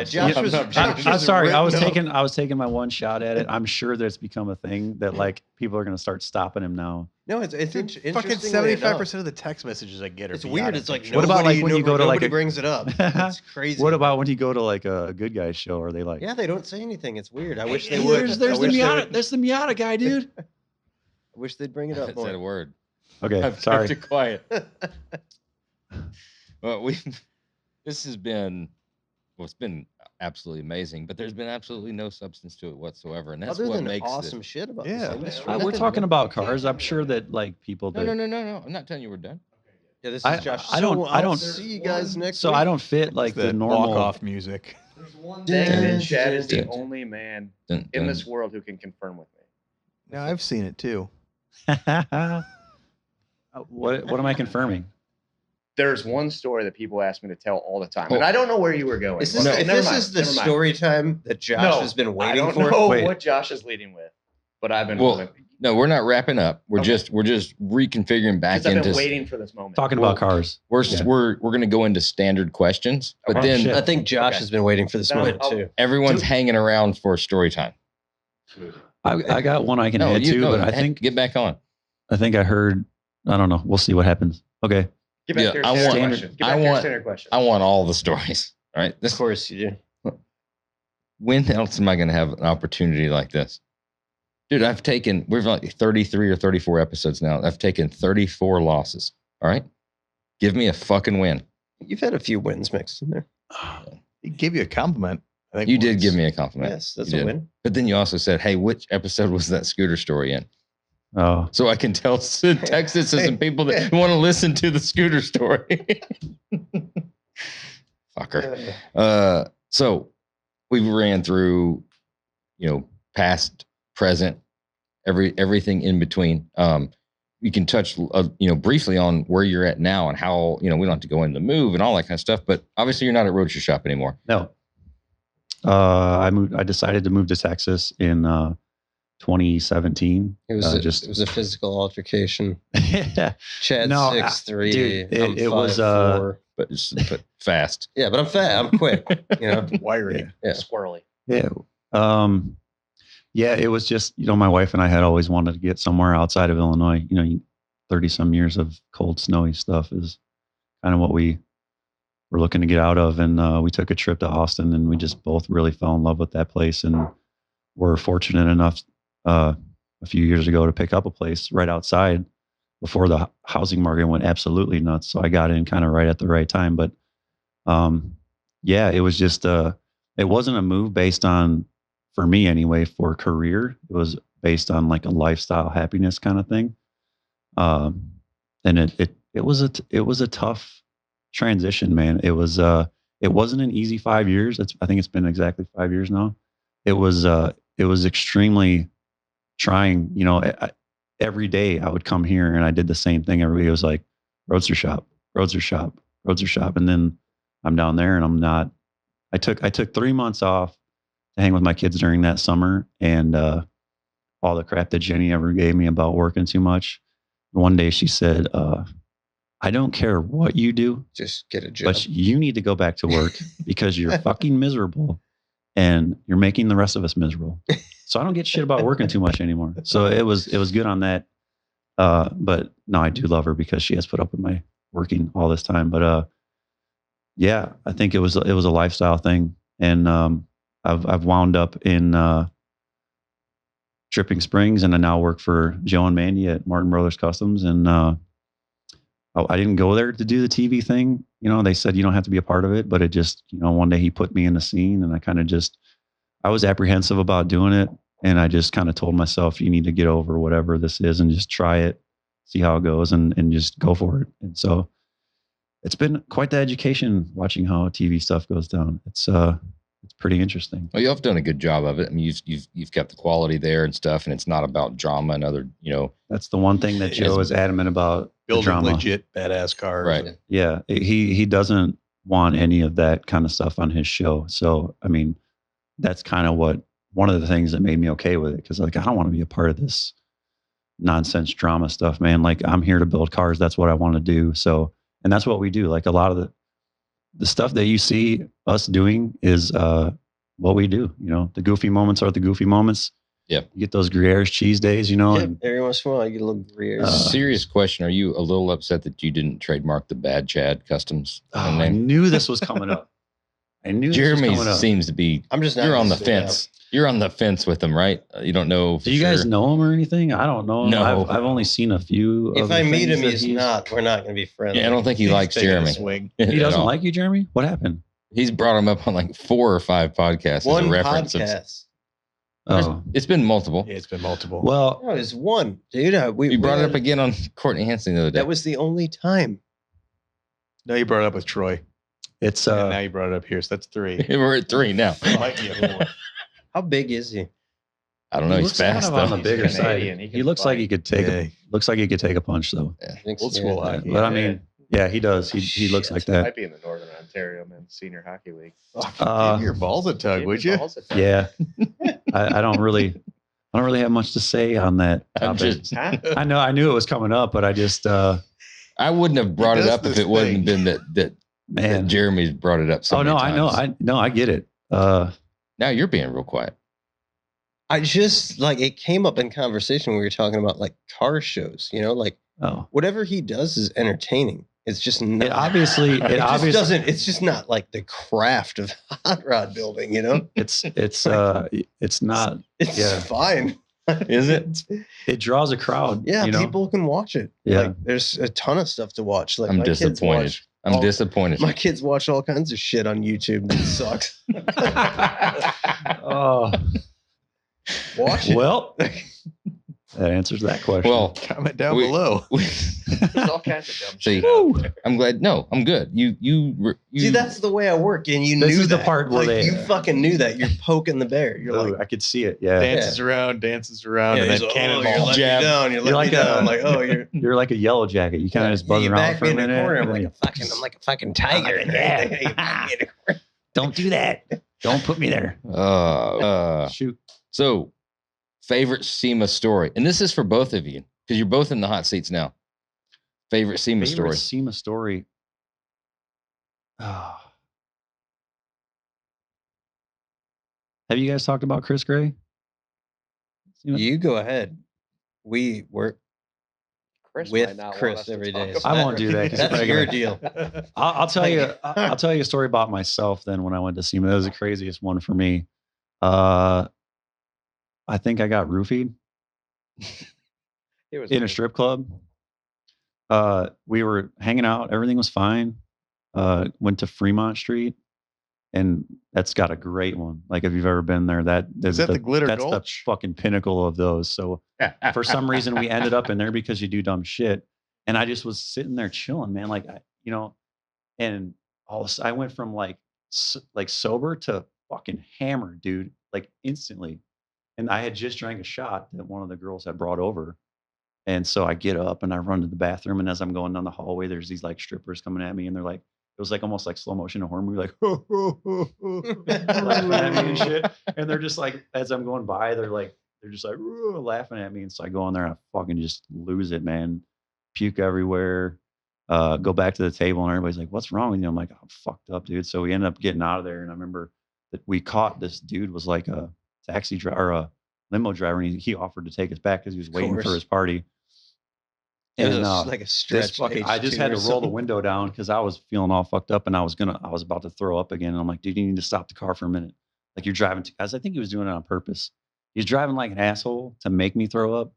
And so we get to the hotel and I'm struggling and the guy wants his money and little Mike was fucking pissed, man.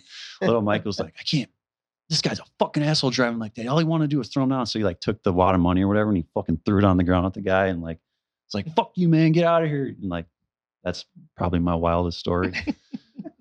I think he must have heard about your Uber throwing up story and realized Well, he kept saying in the front seat, he's like, if you throw up, it's $200. If you throw up, that's it's $200. $250. Now it is inflation. An Uber. An Uber. We Damn. can't keep doing episodes of me vomiting. We can't. Josh was I mean, you should like, hold we your had shit Courtney. down. We had Courtney Hansen on, who was awesome to talk to, and like the best thing you can do when you talk to successful, beautiful woman is to just talk about your throwing up stories. I've always felt That's what I the- lead in with. Yeah, usually, the best. Hey, Lead like it. I They told know you you, at your most like I vulnerable told moment. you a long time ago, you're not going to like me fake. So why should I? Here I am. Yeah. All of me. Exactly. SEMA is like that is just SEMA. I feel like is the equalizer because we've had like the one time we had like a whole group and we went to I think we were Spearmint Rhino or something, and like the outcome of it when you hear like the next Never ends morning well. like where everybody went and what happened. It's like the But, movie, like, dude. This guy got like super fucking high and he was smoking like a blunt out in front of here and then he got in a fight with this guy. This guy fell down the stairs. This guy tried to touch something he Things he wasn't supposed to touch. He got thrown out. This guy threw up in the limo. These group here. Nobody knows where they're at. It's like an old This guy needs to school borrow ladder match. $500. Like, yeah. It's an old school ladder match. Like NWO might win, but they're gonna lose some fucking guys along the way. Oh, there's some It's dead also- soldiers, dude. It's And then also it's- coming after months of working your ass off, so you're Yeah. already Yeah, you're not exhausted. When you mentally get there. to SEMA, you're looking to just fucking let loose, man, because you've been fucking grinding for months sometimes. But you've got to go on that group trip, and you've got to take the one or two guys that have never The been new guy. before. Okay. What about there was a ketchup bottle? Oh shit! Oh, Yeah, yeah. that was. I mean, some Is people that might one- find that interesting just because of the whole dynamic of. It where was we more were. yeah, I think What- interesting is the key word because it was what- like What casino that's were kind we? of So, Oh, so we that were was at a the- year. The New New Or- Orleans. The Orleans, Orleans. Yeah. which we didn't know what we were in for. I think we ended up there because that's where we were supposed to park the trucks and Yep. trailers. Way off the strip, different side of town, a little different demographic. We're definitely out of place. You were there that year, right? Yeah. that was the year I got roofied. I didn't Yeah. realize. So these stories overlap. Yeah. We show up to the Orleans. Nobody's ever heard of it. None of us know what we're in for. And we walk in and realize we're way out of our element. Well, Was there a Nelly concert or something going on? No. That That's was worse. it The was a Orleans is Soul Train It Awards, Vegas. was the dude. Soul Train Award. That's because Vegas adjacent. That's You not guys, Vegas. you guys were all in the MGM. We were there for which the is Soul like Train basically Awards. next door. Yeah, it's almost the same spot. yeah, just a stone's throw away. I believe we went to our room terrified. Luckily, there was security that looked like they were definitely going to protect us as we walked to our room. A shirtless man in the hallway rapping as we headed to our rooms. Saying, what was he was yelling like, "Fuck you, motherfucker! No, fuck it you, was mother!" Like I don't remember something something like that. But Like we found out later it was a song that we weren't fluent in. yeah, he was we just thought he singing. kind of yeah. He It was, was just singing. As it turns out, we thought he was was- threatening it us. sounded violent. It did. We thought we're dead. Yeah. But the next morning, we keep hearing these stories, and security kept running up and down our hallway. Now, to us, there's no profiling going on. We assumed it was that man who was rapping and screaming and yelling at us. that he's gonna You and fuck I were us out. staying together, right? Yes. Yeah. And we were across the hallway from Dean and Henry. Now, we find out the next morning from Dean, who's like, "What the fuck is wrong with Henry?" Like, he, as we came back from drinking last night, walked down the hallway, and everybody in the hotel, when they got room service at night, would leave their trays in the hallway for them to pick up the next morning. Grabbed all these miniature glass bottles of ketchup and mustard. And we, got back- Yeah. we didn't know, but as Henry went back to the room at like 3 a.m., found this little half window you could roll up in the It was bathroom. actually it would go this way, It didn't even open. It just angled. a just little. enough to get that through. Was tossing them out the window at people who were down below. Yeah. Because that was the smoking section for anybody. At the Anybody Soul that Train worked there. Awards. So And there was glass bottles rocketing from like the 5th story Yeah. windows. And no, the thing is, Dean is doing, or I'm sorry, Henry's doing this with nobody else around. It's not 3 a.m. And the only reason that Dean found out is because he got up and he just heard Henry going from the bathroom. And he was trying to figure out what the fuck Henry was giggling about in the bathroom, which was him trying to hit people with these glass bottles. which it probably would have like killed him. and Can you imagine taking a mini Heinz 57 bottle? Yeah. Yeah, Who that served would mean, be that glass was mini Fucking head from the bottles? 5th floor. Because I bet you they didn't even break when they hit the Security ground. was running up and down the hallway. Yeah. So the whole time we're like, we're fucking dead. Like we're gonna die here because Yeah. we thought it was. And just it was and it was this- all. it was Henry all chunking energy. ketchup. Yeah. He'd tell a story. He's like, "Oh, it's so funny." They'd be down there and be like, But he's only It was entertaining just like- himself. Nobody else was around to see Yeah. it. it Nobody wasn't else like he knew the was joke showing it until off this to us. Like, moment. watch this, guys. He was just entertaining himself. Nothing crazy. It's just the. It's fun it's a thing. funny one. It's funny. The SEMA that stands out the most though would have been when we took Rampage to me and we won the Turismo Award. It was cool. Huge influential party. I remember when well, it was the first time I met you. Actually, you were there with us Yep. partying, so I didn't know who you were other than your hair on Facebook. Phil Damn. had talked about you, and you had a Facebook page Sure. dedicated to your hair. Yeah, I showed that to Smut yesterday. Actually, he was inquiring about it. That was the So first that time I is met you. the Josh It still on exists. Facebook. Still too. exists. Yep. And I remember winning the award and Jeremy being on stage with Josh Barnett, who's like 6'3" MMA fighter who War Machine whiskey now.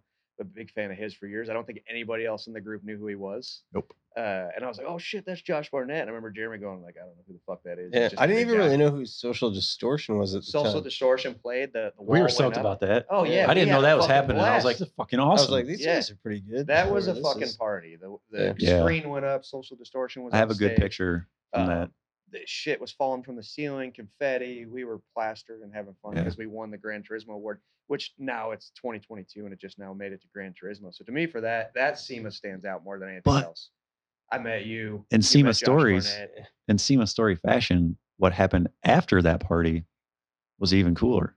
I have no Sounds like- recollection of I'm what worried. happened after We went that. to a worried. club and we all had that little table together. Oh, is that where Dean slapped the fucking shit out of that dude? Yep. Oh shit, Yeah, that was okay. the So same there was night? Now I so remember. here we are. We're all like, hot rod, badass car builders. We just won Gran Turismo, and Alex is like, let's go to this club. I'll get a table service and we'll all have fun. I remember that now.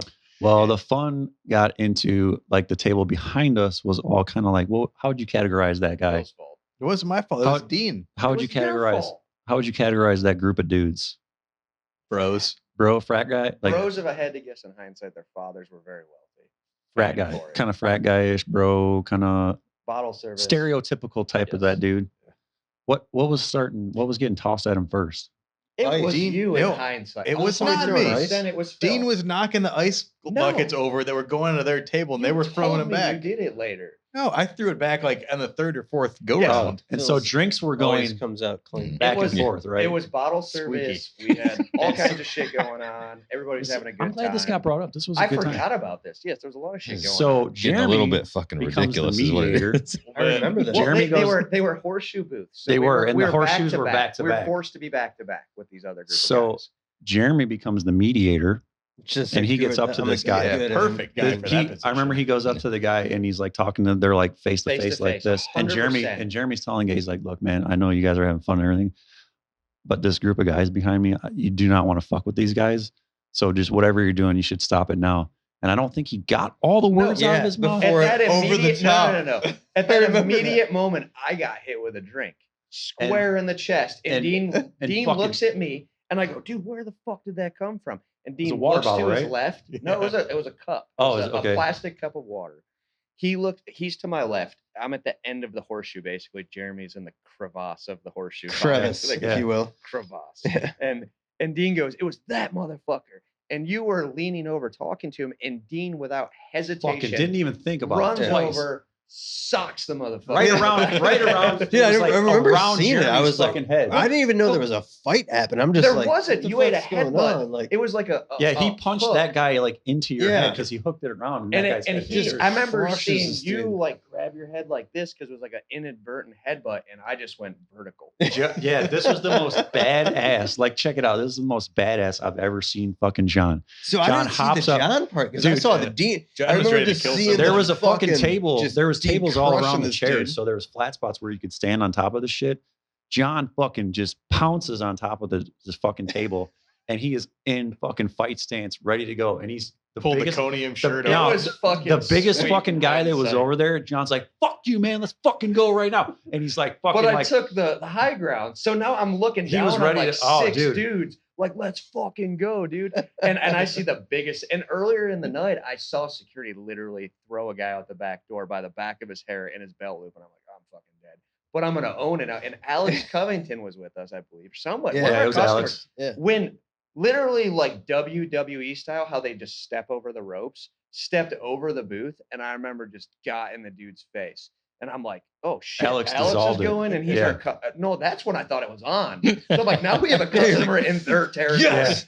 And I'll turn around, and you were you were like the next step up because you're 6 foot. Yeah, I didn't have to get on top of the table. I'm like on the second level, ready to throw down on these guys. You're eye level with me, but you're on Yeah. the ground. And That was just- like right after we were training too, so I was Yeah. ready to hit somebody. we were ready to throw down. I forgot all about that shit. Yeah. And then I felt like a fucking asshole after because I thought I started it because I got hit with a drink. We went upstairs and you go, oh no, dude, I hit like 4 guys with drinks before that even happened. Yeah.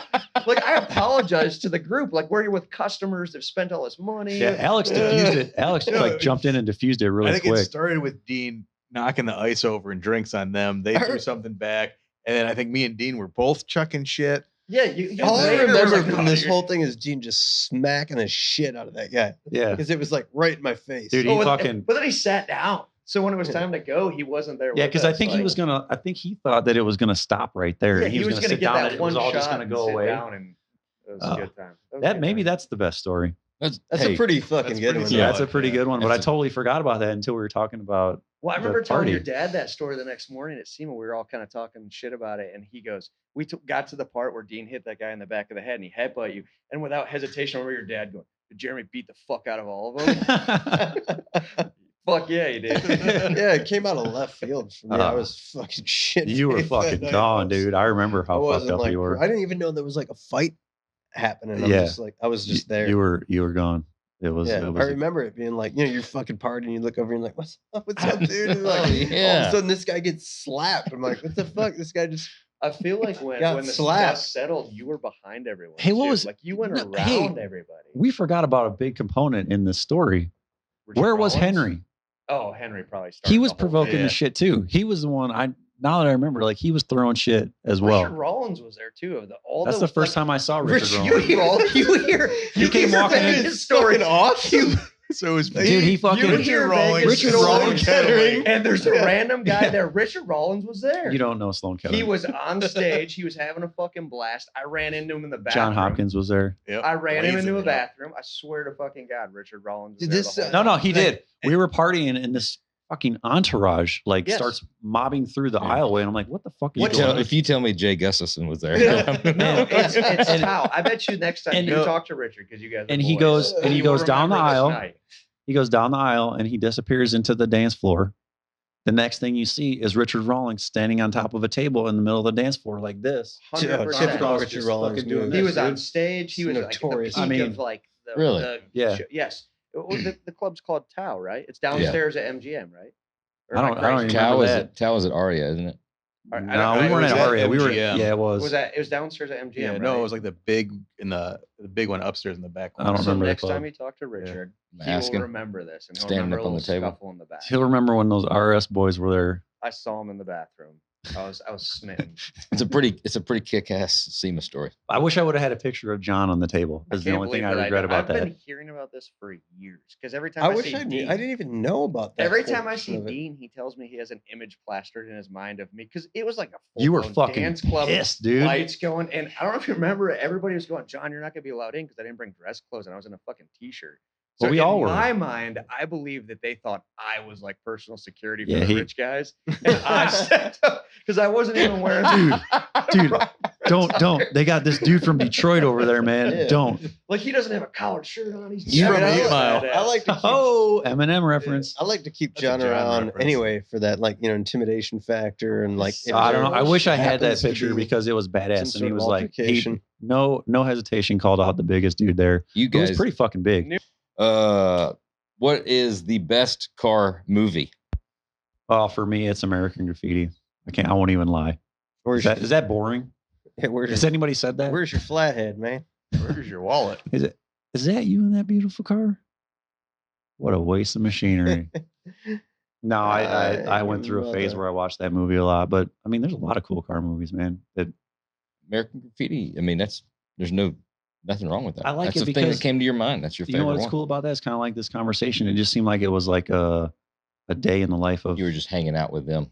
I yeah. remember when we went to California with Tim Foss and drove around, and like the whole time Chad was just like convinced, like, we're going to Southern California. This is American Graffiti. That was filmed in like the 60s. This Yeah. is 2005. He had a map But- out looking for paradise. I was, Road. yeah. And we actually, I think we came close to it, but Yeah. we didn't get there. Mel's Diner. I was closed. I like the soundtrack. I like the cars in it. I mean, I had a 55 Chevy. It was my first car, and it was because of that movie.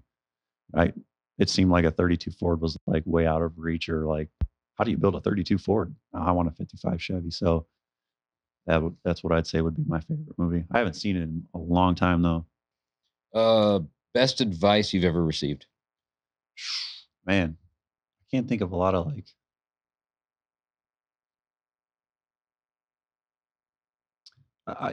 When I first started learning how to make frame rails, there was this old dude. His name was George Wood. I don't know if he's even still alive or not, but hopefully he is. He saw the relationship that Bill and I had, and how sometimes I'd be frustrated because he was getting on me, which now I appreciate. But he said, you are the only person that can change your environment. You cannot rely upon your boss or your coworkers or anybody else to make you feel good in your environment. It's all on you. So you're in control of that. So do what you need to do to make yourself happy in the environment you're in. And I read this book a little while back. It's kind of said the same. I think it's kind of the same, just rephrased differently. It's like, instead of looking out the window to find something to put your problems on, look in the mirror and try to figure out a solution. So It's a deep Yeah. thoughts with Chad. I try to take that all the time. What about you, John? I'm sorry, I missed the question. He said, "Look in the mirror," and all I saw was my traps. Oh, nice. Couldn't hear. with Piece of the- advice. Best piece of advice you ever had. Man, I honestly don't have advice from the past. This is super weird. There's a guy I'm a really big fan of, Seth Feroce. This is going down a weird road. I haven't talked with anybody. He's got a podcast. He's a former bodybuilder. Huge fan of Seth Feroce. He's got a business model, a company. HWMF stands for Hardworking Motherfucker. And he had a podcast where he talked about problems in life, going through things, people that dwell on the things that they're dealing with day to day. And he goes into kind of the context of, if your child's sick, your child's dying, you're sick, you're dying. I've had a lot of health problems over the last couple of weeks, never mind the last couple of years. Those are problems. There's things we deal with day to day that you think is a problem. You're tired of it. You're tired of the bullshit. Those are real problems when you have a child or a health problem that you can't deal with. I don't have fucking problems today. I have more work to do. So his Hardworking Motherfucker is, I don't have problems. I just have more fucking work to do. Things you think are problems, you just go through and you do them. I don't have problems. That's good. I That's get really up every good. day. That's go to good, the man. job. Because I you can do lift get caught weights. up. You get caught up in that stuff, like when you're working on these cars and you've spent so much time on them, and you're like just pushing and pushing and pushing, and something's fighting you, and you're like, man, what the fuck? And you're so mad. Yep. It's not really a problem. And I think about that all the time with the shit I've gone through. I've got 3 sons that are very important to me. It's why I do what I do. I've got family that's close to me. Been through a lot of shit, and we all go to the gym. I see you boys in the gym. We lifting weights, and when I'm in there, that's the shit I'm thinking about. It's stuff I don't have problems. I got more fucking work to do. So show up, you do the job, you get it done, and then you enjoy it. Because you don't have problems, you got more fucking work to do. That's awesome. That's good. That's really good. That So could, check out Seth Feroce. that could be That's a one of good- the. That could be one of the best That's a pretty good. answers to that we've had. Yeah. I mean, honestly, we've asked a lot of people that. That's pretty fucking solid, dude. That's pretty good. I like that. Appreciate that. Yeah. It's awesome brand too. I'm gonna buy some Yeah. t-shirts. So when you guys see me shirts that say "Shut the fuck up, I have more work to do," or "Hardworking Motherfucker," Now we know. Seth Feroce, man, shout out. He's a That's one of badass those dude. where I'll have to be like, listen, dude. So like, John's you have to not mad at understand, you. John. He He's been through he some shit. respects what you're doing. You just got to Yeah, you understand. He It's just like a wants you brand. to It's like a cool get, thing. like Yeah. what you're doing done, and like just keep doing. You're Yeah. doing a great job. And it's like I say, you Yeah. did good. I just need you to do Yeah. better next Oh, time. that's fucking really good advice, Yeah, man. that is good. That's Coming up, we've got a brand new in the glove box, story time, and more. But first, it's time for On the Gas. In this segment, we want to take some time to shout out an individual vendor, shop, or company that's got their foot on the gas, doing great work and taking their projects and industry to the next level. So for On the Gas, we have Keith Tardell. Tardell Keith Tardell. at Rex Rods. And right down there in your area, neck of the woods, right? Chad brought that one to the table. Yeah, he's a guy that's got a shop next to ours, and he specializes in like traditional style hot rods, stuff that we were doing back in the day, but we kind of got out of and went more muscle car. But all his stuff is kind of period correct, and he builds a lot of engines, which I know he does a great job because he's always running his cars through our parking lot. And Did his dad do so? Wasn't there a Vern Yeah. Turtle? yep, that's his dad. Oh, okay. You literally know everything. No, I'm. Stuff just comes Yeah, back. you got it. Back when it was old back man in the day, like the knowledge. In California. Jalopy Journal and Ham and all that kind of stuff. There was a Yeah, he's originally from California and moved to the Austin area and has a shop right next to ours. So he's on his way to Bonneville. By the time this comes out, he'll probably have been there. But he's got 2 flatheads he's running in his Roadster this year. He's got a dual quad setup on one that's naturally aspirated, and then he's got it's a pretty badass looking blown flathead that he's got a Whipple supercharger on top of. So best of luck to him if he hears it before he's out there. But dude is pushing hard, and he's an inspiration to me when I see what he's doing over there. So That's awesome. Good on the gas. That is. So he's also the guy that did that bitchin' little high boy Model A chassis, right? It's a Yeah. white.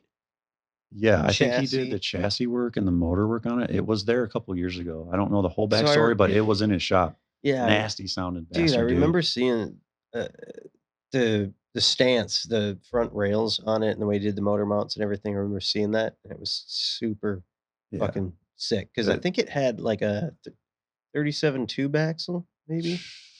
And I don't might be just remember. that it's quite possible. I'm just completely making that up. Making up. There, the Hemi. Yeah. And Hemi in it. Yeah. That car sounds nasty. Everything he does, like when he fires his shit up over there, he's been running that blown flathead and like did everything is just killer. And he just gives it hell because he's got to run them all. So we just hear this, once a month, an engine pop off, and he's That's cool, dude. It's pretty badass, and his stuff, he builds it really well. So if you guys ever get a chance to see Harold Chapman's 34 sedan that he built a motor in, that car is badass. It's the nastiest sounding flathead like ever. Yeah, you were telling me about that. It's got a bunch of machine shit on it. It's not your average flathead, but it's all black, kind of a patinaed survivor car, and it's got the Johnson wide fives on it. It's a killer car. One of Harold's collection of. It's and got it's some just got pretty rad stuff. Oh man, crazy stuff. Awesome. But yeah, That is a cool. bunch of good guys over there. Yeah, we got Check them out. we got a We got an Instagram. It's Rex Rex Rods. Rods. Yeah, Rex Rods. At Rex Rods. we've got a Starbucks like in our parking lot, so that's pretty cool. Close. Yeah. Yeah, It's across the street, but Yeah, you hear the garbage truck come and dump the dumpster every night, and that's pretty yeah, pretty you can wild. get like a caramel macchiato there. Or coming up on your time of the season, get you a little pumpkin spice latte. once a year. Just once a year, right, Jer? You know the good thing Maybe about twice. those is the best way to get them.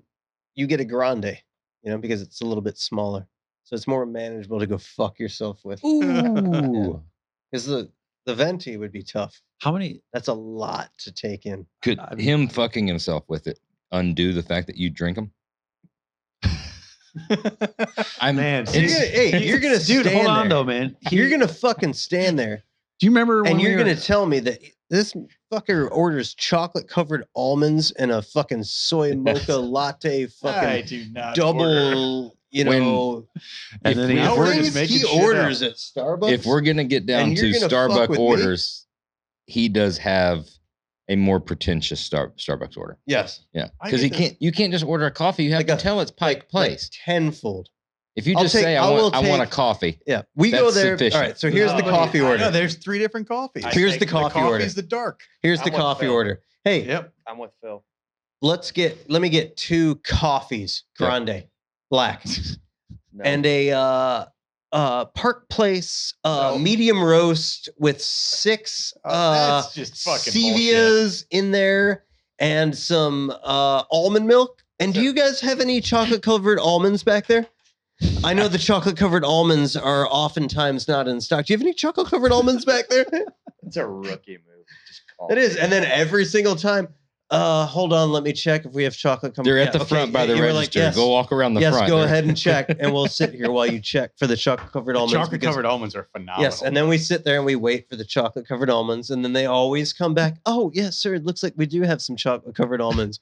Okay, and then we can, That's a proceed lot. through. yeah, that lot. minute and a half out of his day while they check for a chocolate covered almond once a fucking month is just really ingrained. Yeah, so ordering the black Why coffee, are you looking at me? I'm just ordering waiting. the black You look like- coffees. Is that like that's any a type tough of one. compensation for ordering the PSLs? Yeah, I'll That's fucking a- order it. Hey, you better believe. You I think it's fucking weirder- better believe I that think it's- once a year, come fall, you're goddamn right. I'm ordering a fucking pumpkin spice latte. Hey, Took I'll a get while that to one come too. around to it, but yeah, now we're gonna. Is own it up to weirder that you drink a pumpkin spice latte or that he calls it a PSL? That's just making fun of him. Yeah, but you have a abbreviation Yeah, I for think it. Chad. It's like Chad's a doing known pretty good for Instagram it. thing. John has I something don't to like say. this whole segment. I don't like anything. Go Why? ahead, Is this John. going Chad- somewhere? Did you No, set you this guys are up? all doing it wrong. All Why? right, what do you got? You all need to go there. drop the black coffee and just order a cafe Americano. Oh, we get Americanos. Americanos all the There time. you go. That's Yeah. not just black coffee. Yeah, How is that worse than a Pike's Is it? Place? No, an Americano, it's a fucking legit beverage. I don't dude. tell That's a them which great coffee to put beverage. into it. I just tell them Yeah. Americano. That's like ordering a whiskey. Is that when they put milk in it? The Americano? No, an Americano is like espresso with water. it's a Espresso. fucking coffee with 3 shots espresso of in it. espresso, a little water. That's basically a heart attack. Oh yeah. That'll get you going. It's no 3 shots of It's called a espresso shot with of water. America. That's why it's called an American. Why drink the water? It comes in a denim cup. It's so badass. Why would you drink? Why do you need the water if you're just trying to get all jacked up on caffeine?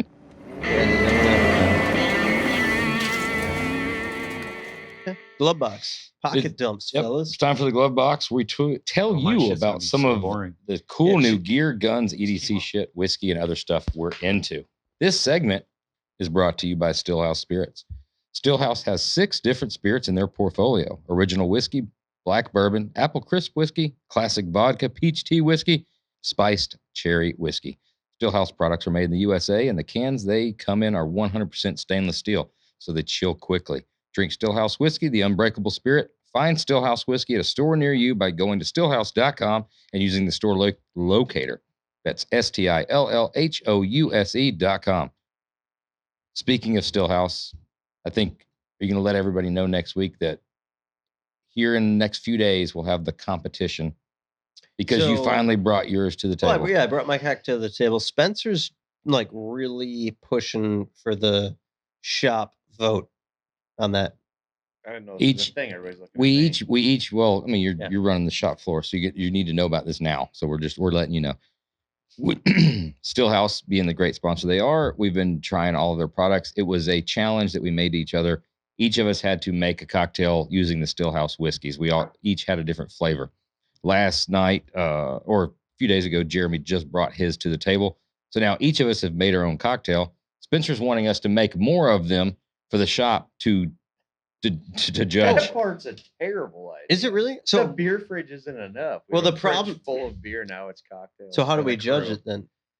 We got a lot of guys that are shitty taste. Let's be honest. Like, based on the beer fridge, you don't want them. judging Well, your I mean, drink. I guess I could agree with that because most of the beer is less of the than beer sucks. desirable for my taste. But Well, how are we going to How do determine we- a winner? yeah, how do we do that? Because it certainly can't be like me judging yours or Phil judging mine because we're all going to say that. I can Maybe- be maybe I can be Spencer's the humble lone and take the judge. win. I mean, that's fine. I'll humbly take the win. Yeah, I So, don't know. I don't yes, know how panel. Any ideas, Phil? I will. Maybe a select few of If guys. Jeremy's Make cocktail a was good. decision. Jeremy's cocktail was good. If we have to have Jeremy make cocktails for all It's 80 gonna be a plus fucking employees, problem, dude. we're going to be shut down I like for how we're quite some rewriting time. the judging system, even though Yeah. this is like a thing that already exists. Well, I thought There's about it. points Spencer to asked me. whiskey. Spencer asked me about it today. And I'm like, dude, it's a complicated cocktail, but maybe we just break it down into like shots. That's not fair. That's Yeah. not fair because your drink involved Spencer. You brought him a little naked man today with his name on it. Oh, this is true, but I also That's just- not Oh, whoa, fair. one- It's not fair. Him Dude, and Blake. I gave it to Blake It's too. Blake and Spencer. Dude, you He can't get out and literally- swing the fucking vote. He's literally out there vouching to swing. Dude, the we're in vote. America. Fuck yeah, I can. That's the American way. You could swing the fucking vote. I've got this election cooked. All right, actually, that's kind of a good point. So, Yeah, 13 months ago, you Right. were drinking White Claws. this is true. for fun, Yeah. not for taste. Yeah, it's a conversation piece. Look at me, I'm drinking a White Claw. I kind of like them. Yeah, we'll figure that out as we go. Yeah. But what do we have this week? First, as we all know, it's time for a pocket dump. Who wants to go first? What's in your pockets today, Phil? I'm super boring. I'm gonna be honest with you. I don't have shit in my pockets. I brought something special out. Of course you Shit. did. Phil's full of surprises I am. all the I time. figured this was a This is a fucking samurai He's sword, getting probably. Up. He's standing this. up. I got it packaged away here. This is a very very limited edition knife that I will say is probably the coolest in the history of knives. Oh, Shit. night's the night. Uh That's No. a buildup. oh. I'm excited. A little heads up would have been nice because there are two of them. Very limited edition. I figured we had the crowd that would appreciate it. So this is a one of two. I have one, and my brother has one here. This is Oh, that's cool. a custom built box by Chris Gray, Mike O'Brien, and the legendary Josh Henning here. They did more with the box. I'll be honest with you. They were. At the late time that we had, when it came time for boxing, it was kind of like, dude, like whip up something really fucking cool, like, wooden box. And then, of course, when Mike and Chris get involved, it's not something carried that's away. just really fucking cool. It's a holy shit. How the fuck are we going to make that? Don't worry about it. We got it handled. And they fucking knocked it out of the park. And you being the box guy, Yeah, I like boxes. You like containers. Yeah, I'm a box guy. I appreciate the hell out of the box. I mean, I could see everybody's influence in it. That was, I mean, honestly, that was one of the coolest things I've ever received in my life. I've got it prominently displayed on my dresser. Look at it almost every day. And And it's watch the way that this thing functions. You have a thick brass clasp. This thing opens up, and within it, I mean, look at this fucker. that needs like a. John's over there laughing, but this is Out of jealousy a little bit. That's fucking bad obviously as hell. anybody would be jealous of this because you've got what looks like a forged carbon kind of Trim ring Trim bezel. ring. it actually is forged carbon. Yeah. And then Josh, let you give the rundown on the knife because this was your department here.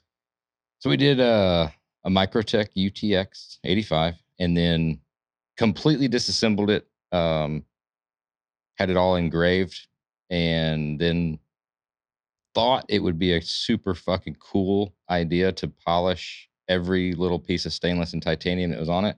However, inside of those in little miniature pieces of hardware to polish those, it's more difficult than you would think. And then the thread on those is about 1 millimeter, deep. So you can't really hold on to them. So, but that's what was put together. Something a little bit cool for a little holiday present surprise. Something you couldn't just go out and buy. So it was, like he said, there was a little bit of everybody's influence in it, and that was something we did for the guys. It's got a nice Because you've done action. so much for us, so we wanted to do something for you. Thank you. Like I said, it's the cornerstone of my collection. Coolest knife I've seen by far, and then just the everything about the customization, the personalization, seeing everybody's touches. Just absolute badass piece. I knew nothing about it. That's something that'll put a smile on your face. That's It's pretty lighter than I amazing. thought. Well, just straight towards you. Oh, you're Thumb is like little, super little sweaty. Yeah. I'm a lefty too, so there's no strength in it. That was badass. That was a really good pocket dump there, Yeah, Phil. that's a good pull. I've been saving Oh, it for a yeah. while. Didn't That want to is a steal nice- anybody's thunder here, but The case is badass. yeah, the Like- box is as cool as the Dude. knife, if not cooler. It's Yeah. so lightweight at the same time, man. It's a badass piece. Yeah. So who did the engraving? I'm sorry, I zoned out when you opened it. We had a place in San Antonio do the engraving of it. It was kind of nerve wracking to just trust, on something like that, especially the detail. I mean, you get some bigger pieces and stuff like that. You can put all kinds of stuff on it, but when it's so small, didn't know. But they did a jam up job. San Antonio laser engraving. Sweet, Phil. Nobody's gonna. What else you got? That's You all I don't got. really need anything else Yep, after that's that. kind of the winner. Jared, what do you have in your pockets? Same knife, shootout, Benchmade. Been rocking it a couple days now. Fucking a shootout. Yep. I've got the still the new purchase, the Benchmade readout. A little bit bigger. The waffling texture is kind of aggressive. I'm seeing some shredding of the pockets. But Messing up the pants. yeah. These are my good tight ones too, so I don't want to mess those up. Chad flew in, so he. I'm boring. Yeah, when you fly, Sunglasses. it's I tough. do have you guys will like this because I do rock the front pocket wallet. So- that sucker's distressed too. It's fucking old. So Yeah. That thing's got some wear Hey, and tear does on that, it. hey, does that ID still have the long hair? I feel like the last time I saw your ID, it was long hair, Chad. No, Oh, that's new. It's shit. Texas version. Long beard. Damn. Cell phone, glasses. That's it. What do you got, Phil? I mean, John. What's John? Sorry. That's another reason I kind of smile. Brass as I see that. knuckles, fucking AK. Bro, dude, I was like, no, it's another reason I smile actually that you guys busted that out because this was also a special gift from you guys, which was my godson, which I happen to carry today, which I don't normally carry. Just so happened to be. That's awesome. I had no idea I was on the podcast tonight. It was another gift from you guys. I appreciate it very That's a much. good looking knife. That is a good looking That knife. dagger blade just looks threatening. Yeah. Much like me. Yeah, that's a perfect knife for Especially- you. It really is. Similar level Especially of when you're aggression. standing on top of a table. Oh, do we Very have threatening. double Johns in here? Oh, we do. Yep. Yep. And that is back and to your right. Once again, that is back and to your right. Back in No, it's another reason I smile, though. I really appreciate that. It's a nice thing that you guys have done for us and a nice thing you've done to the Gerbers here and giving them those knives. So You were as well deserving of that as well. I appreciate it. Absolutely, man. Well, that'll. Oh, we got to do it about drinking. That's going to do it for the pocket dump portion of the glove box. But on the drinking thing, what are you got to tell me what we're drinking? I've actually got a very brand new sheet to fill these out on that Chris did. Yep. So I've got to give the Well, I write think down the reviews. yeah, this would be more of a review on what we have drank We have finished. because it is done, and that is a Elmer T. Lee, which is that's kind of a delicacy, I would say. Elmer T. Lee is not something that you're going to stumble across at your local liquor store, but Luckily, we Dave have some Garfield connections. hooks it up, as always. Garfield Liquors. Check him out. You may just find one of those sitting on the shelf.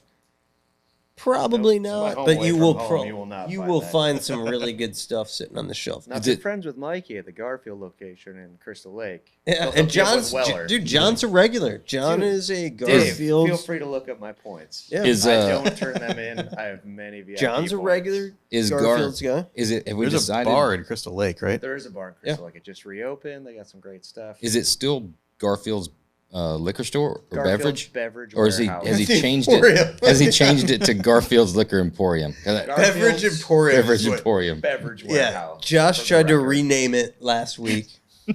Or I think it's an Emporium on the end of it. It sounds. that's yeah. not helping him at all, dude. Like Why?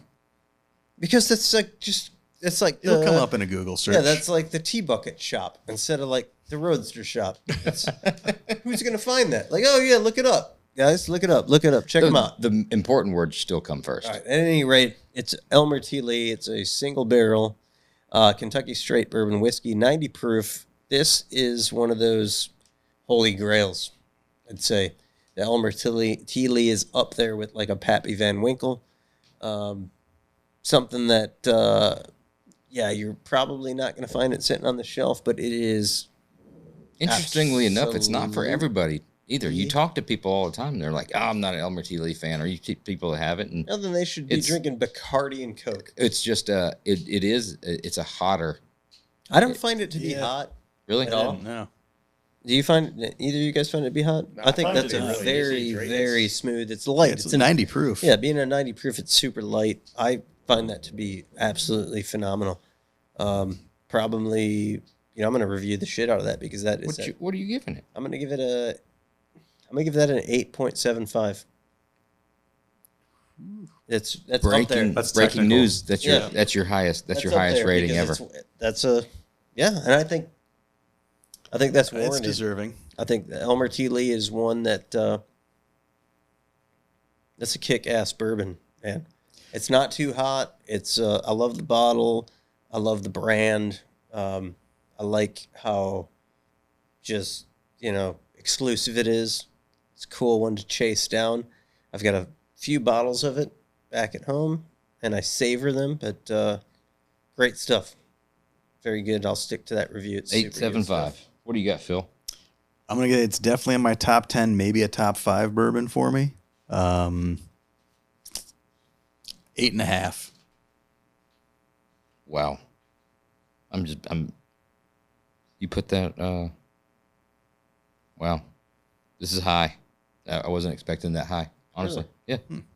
Only I redid all these today, and I've been looking at all the scores, whatever. So that's what the numbers were kind of a little bit We've surprising. and had stuff. we've been 8.2.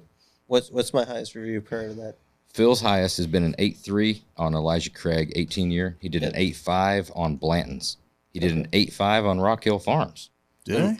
Yeah. I may have been drunk on that one a little bit. Jeremy has done an 8.5 on Blanton's, an 8.6 on Rock Hill Farms. Yep. And an 8.75 on Elmer T. That's Lee. an accurate review, dude. It's a very accurate review. I feel good about that. I'm going 8.2. I'm going 8.2 on Elmer T. Lee. Okay. I am. It's just me. Everybody's got different palates, though. They do. John. What's this whiskey review sheet here? I haven't seen this This is yet. new. It's pretty fancy, man.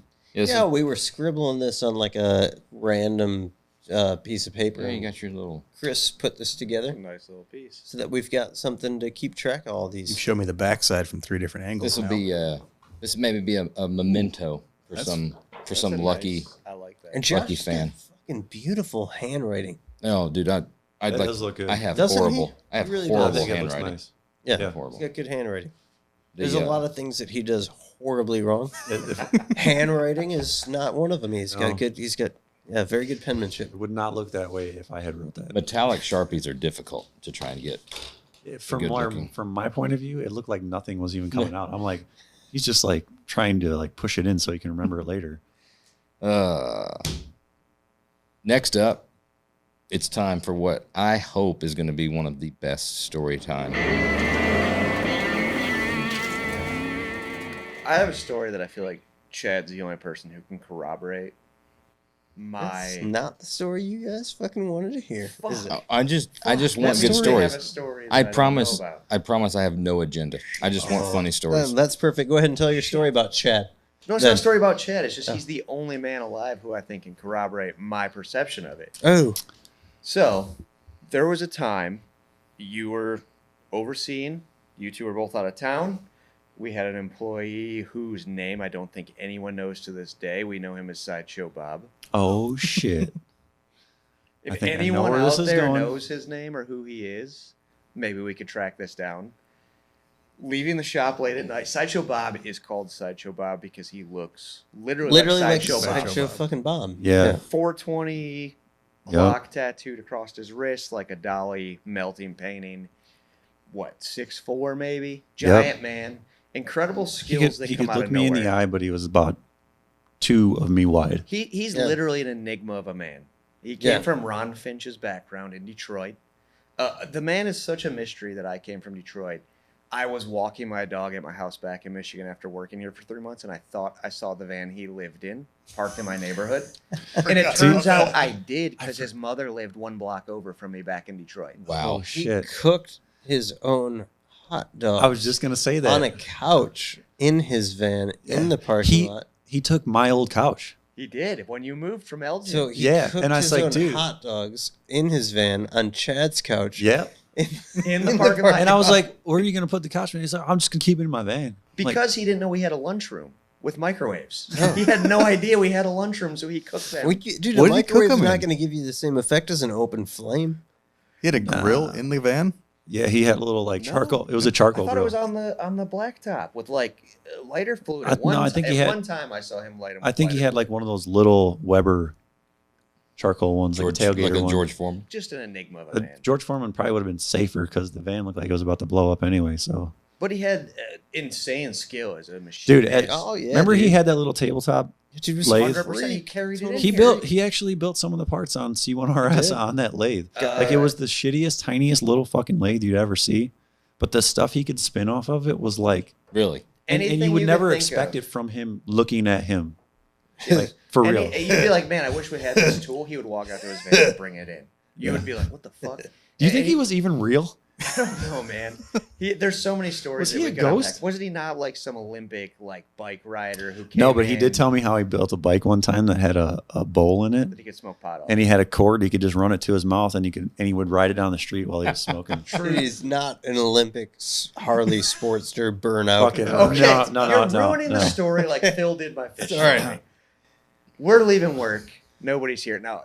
Sideshow. I don't know his real fucking name. I think it was Rich. Yeah, it was Rich. It was Rich? Rich. Okay. Yeah. Okay. We're just so referring to him Rich. as Good one, Sideshow Phil. Bob. Rich from Michigan, also known as Sideshow Bob, used to ride his girlfriend's Sportster to work all the time. Now, that could unpack into many stories where he's like, if you hear gunshots, it's probably my girlfriend looking for me. She's a cop. She's a great shot. Don't worry, you're all safe.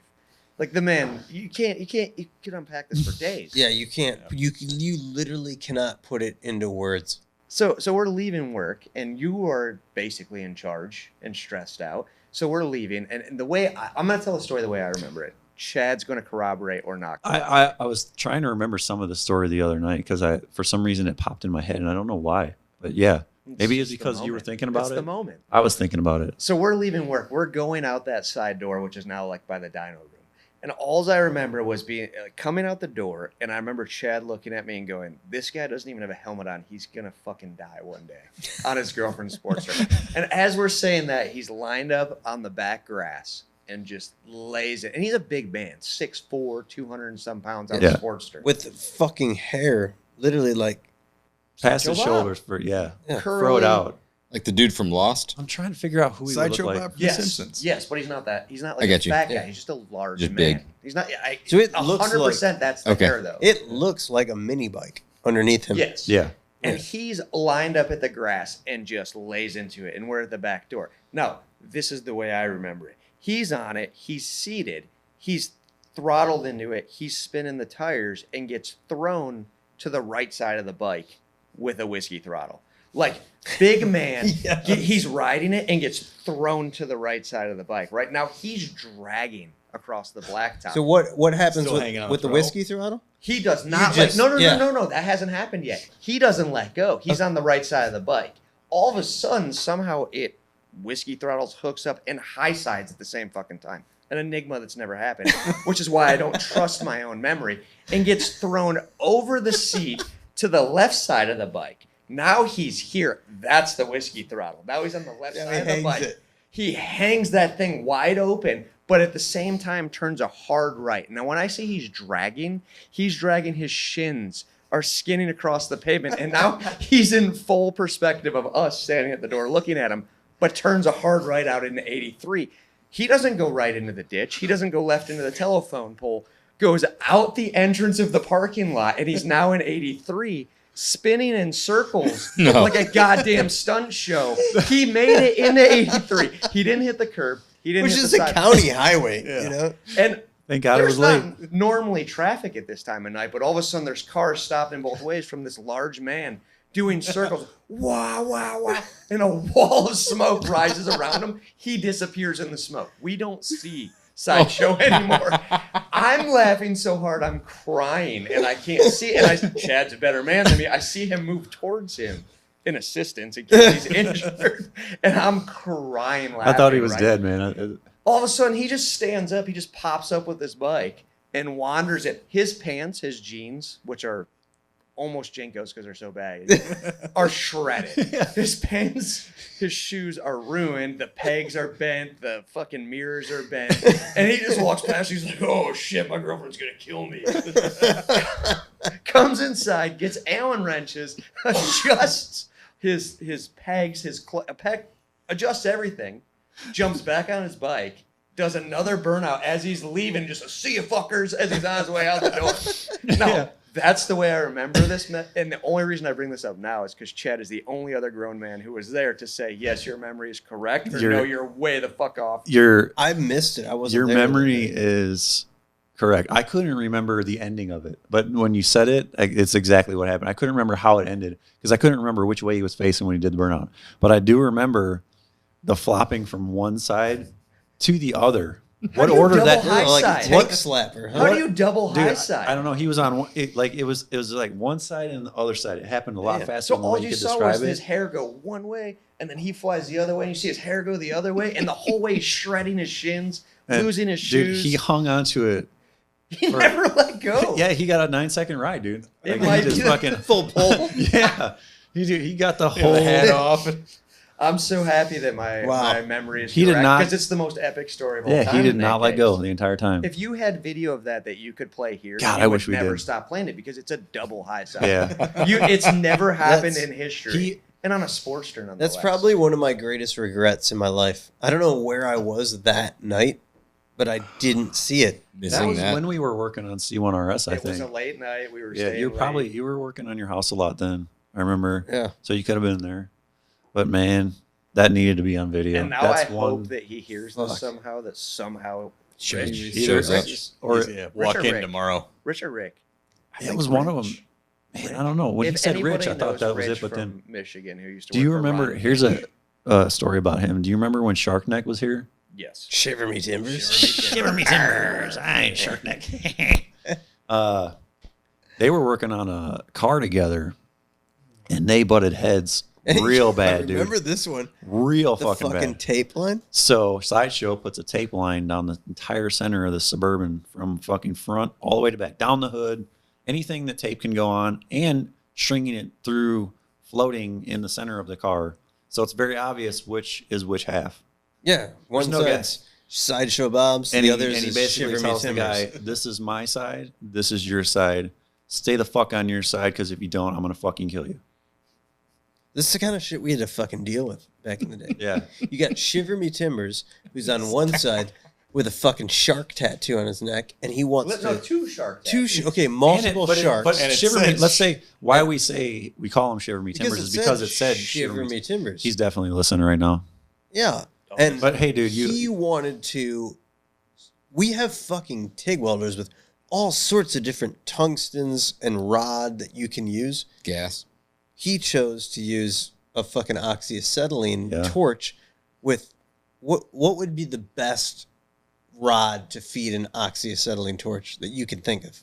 that we have in stock. No, that you would take out of your motherfucking closet. Yeah, that the old Fucking school. A coat hanger. Let's weld together with a coat hanger. Yeah, because his grandfather taught him how to fucking gas weld with a coat hanger. Bill Well, Hines. dude, at your when you're at your grandfather's house, feel free to fucking gas weld the shit out of anything with a coat hanger. When you're at the Roadster Shop, you No. can TIG weld it. Okay. Because then you see the heat zone, and it wasn't small. I mean, we weren't moving at a very fast pace here. Throw the TIG welder back on. There's so many bad stories to this segment right now. Oh. So many. Yeah, I often think of. Should we dive into an air cleaner that maybe at some point you could take advantage? What about Is that the? the one that I sent onto the roof? No, I mean I think it landed there when it had like multiple brake cleans. Or We man. blew a lot of things up. By back man. in Or- that. Didn't that end in the trunk of my car? That or was No, that the was a lid of the grill. That was a Pullman amazing. grill. Now that is two stories because that was the triangle explosives. oh, Oh, Eventually the fucking ended up in triangle the explosives bathroom. were a double That was whammy. from Bro. Dude. Those Fucking needed- bro. All right. let's do the. Triangle explosives needed a fucking disclaimer. They need their own episode. They need on to them. go. Yeah. Because What are you ever- triangle well, what explosives? about so- the? you ever notice how you get some Chad's trying to talk out of this one. before I'm gonna It's a lawsuit. before involved. you see some big you get some shit that looks like a wrapping paper fucking tube and you light it and it's like Right. you know, and then these were literally they're Origami. We've had a lot of shady firework hookups over the years. So this particular time period, somebody supplied these things. They just called them triangles, right? It was shaped like a little triangle, and it was brown paper, and they were basically the equivalent of a small nuclear weapon. Right? These They're like the start- little swans you used to, or Th- girls yeah. used to make. in This high is school. a this is a double whammy. I'll start with the fucking grill where I kind of failed. We've got a Coleman, like a gas grill, a decent sized cast grill outside. It's right out the back door, you know, at the Fab Shop. Phil's Audi was pretty fresh at the time. It's all the way on the other side of the fucking parking lot. So I decide I'm going to throw one of these fuckers in the grill, right? It's going to go Boom. right. It's going to blow the top of the grill up. I don't know if it was 1, 2, 3, how many it was that I daisy chained together. But as I ignite this thing, I mean, it just fucking disintegrates this grill. Like there's just the whole top gone. And it was violent, right? It was a huge fucking explosion. And as the dust settles, the back of Phil's car is just wasted. Right? Like, absolutely. It's like 2 minutes later, this chunk of grill comes falling Yeah, from just space. destroyed the whole just kicked the shit out of the whole back of his car, right? So shit. we recognize the power, or I recognize the power. I don't know if Chad was there or not. I didn't. Chad was not there. I had no idea of the So power. in years past, we were always fucking around in the bathroom. In Elgin, we used to have the single person bathroom. You'd throw. It was not like if you were in that bathroom, you were getting there were fucking bottle rockets coming under the door. Something was coming under the door. So this wasn't A safe place. Yeah, it wasn't a safe place. So I don't hold this against Chad. Like he had the right idea because it was still a single person bathroom. And he decided it's a small firecracker, right? So he's like, I'm going to light this firecracker. I'm going to throw it under the fucking door, not knowing it's a nuclear weapon, right? This thing goes off and it sets the fire alarm off. It blows Dave Agan's eardrums clear out of the fucking sides of his head. I think he was deaf for multiple years. We got a sweet tubing bender or bead roller out of it. Yeah. Oh shit! I know. That happened. Yeah. I remember you doing it to Dave. There was also a time when Dave went in the same bathroom, which was your personal bathroom that we weren't supposed to use. That bathroom over by your office that said like I was the office personnel executive. only. And you put a crate against the door and put the forklift against it so he couldn't fucking get out. No, that was Phil. No, you No, did it it wasn't once me. when they were gone. You drove the forklift because nobody else was qualified to I drive had it to when put they were gone. I had to put a pallet up against Yeah, it or we something. left him in there for like 3 No, it wasn't 3 hours. Shit, that wasn't that long. It's like 45 minutes. It was like 10 Max. minutes. Well, thanks for everybody that stayed with us for this long and It's been a long. is still listening to Oil and Whiskey with the Roadster Shop, an Ironclad original. If you like the show, be sure to leave us a rating and review. We'll see you again next week.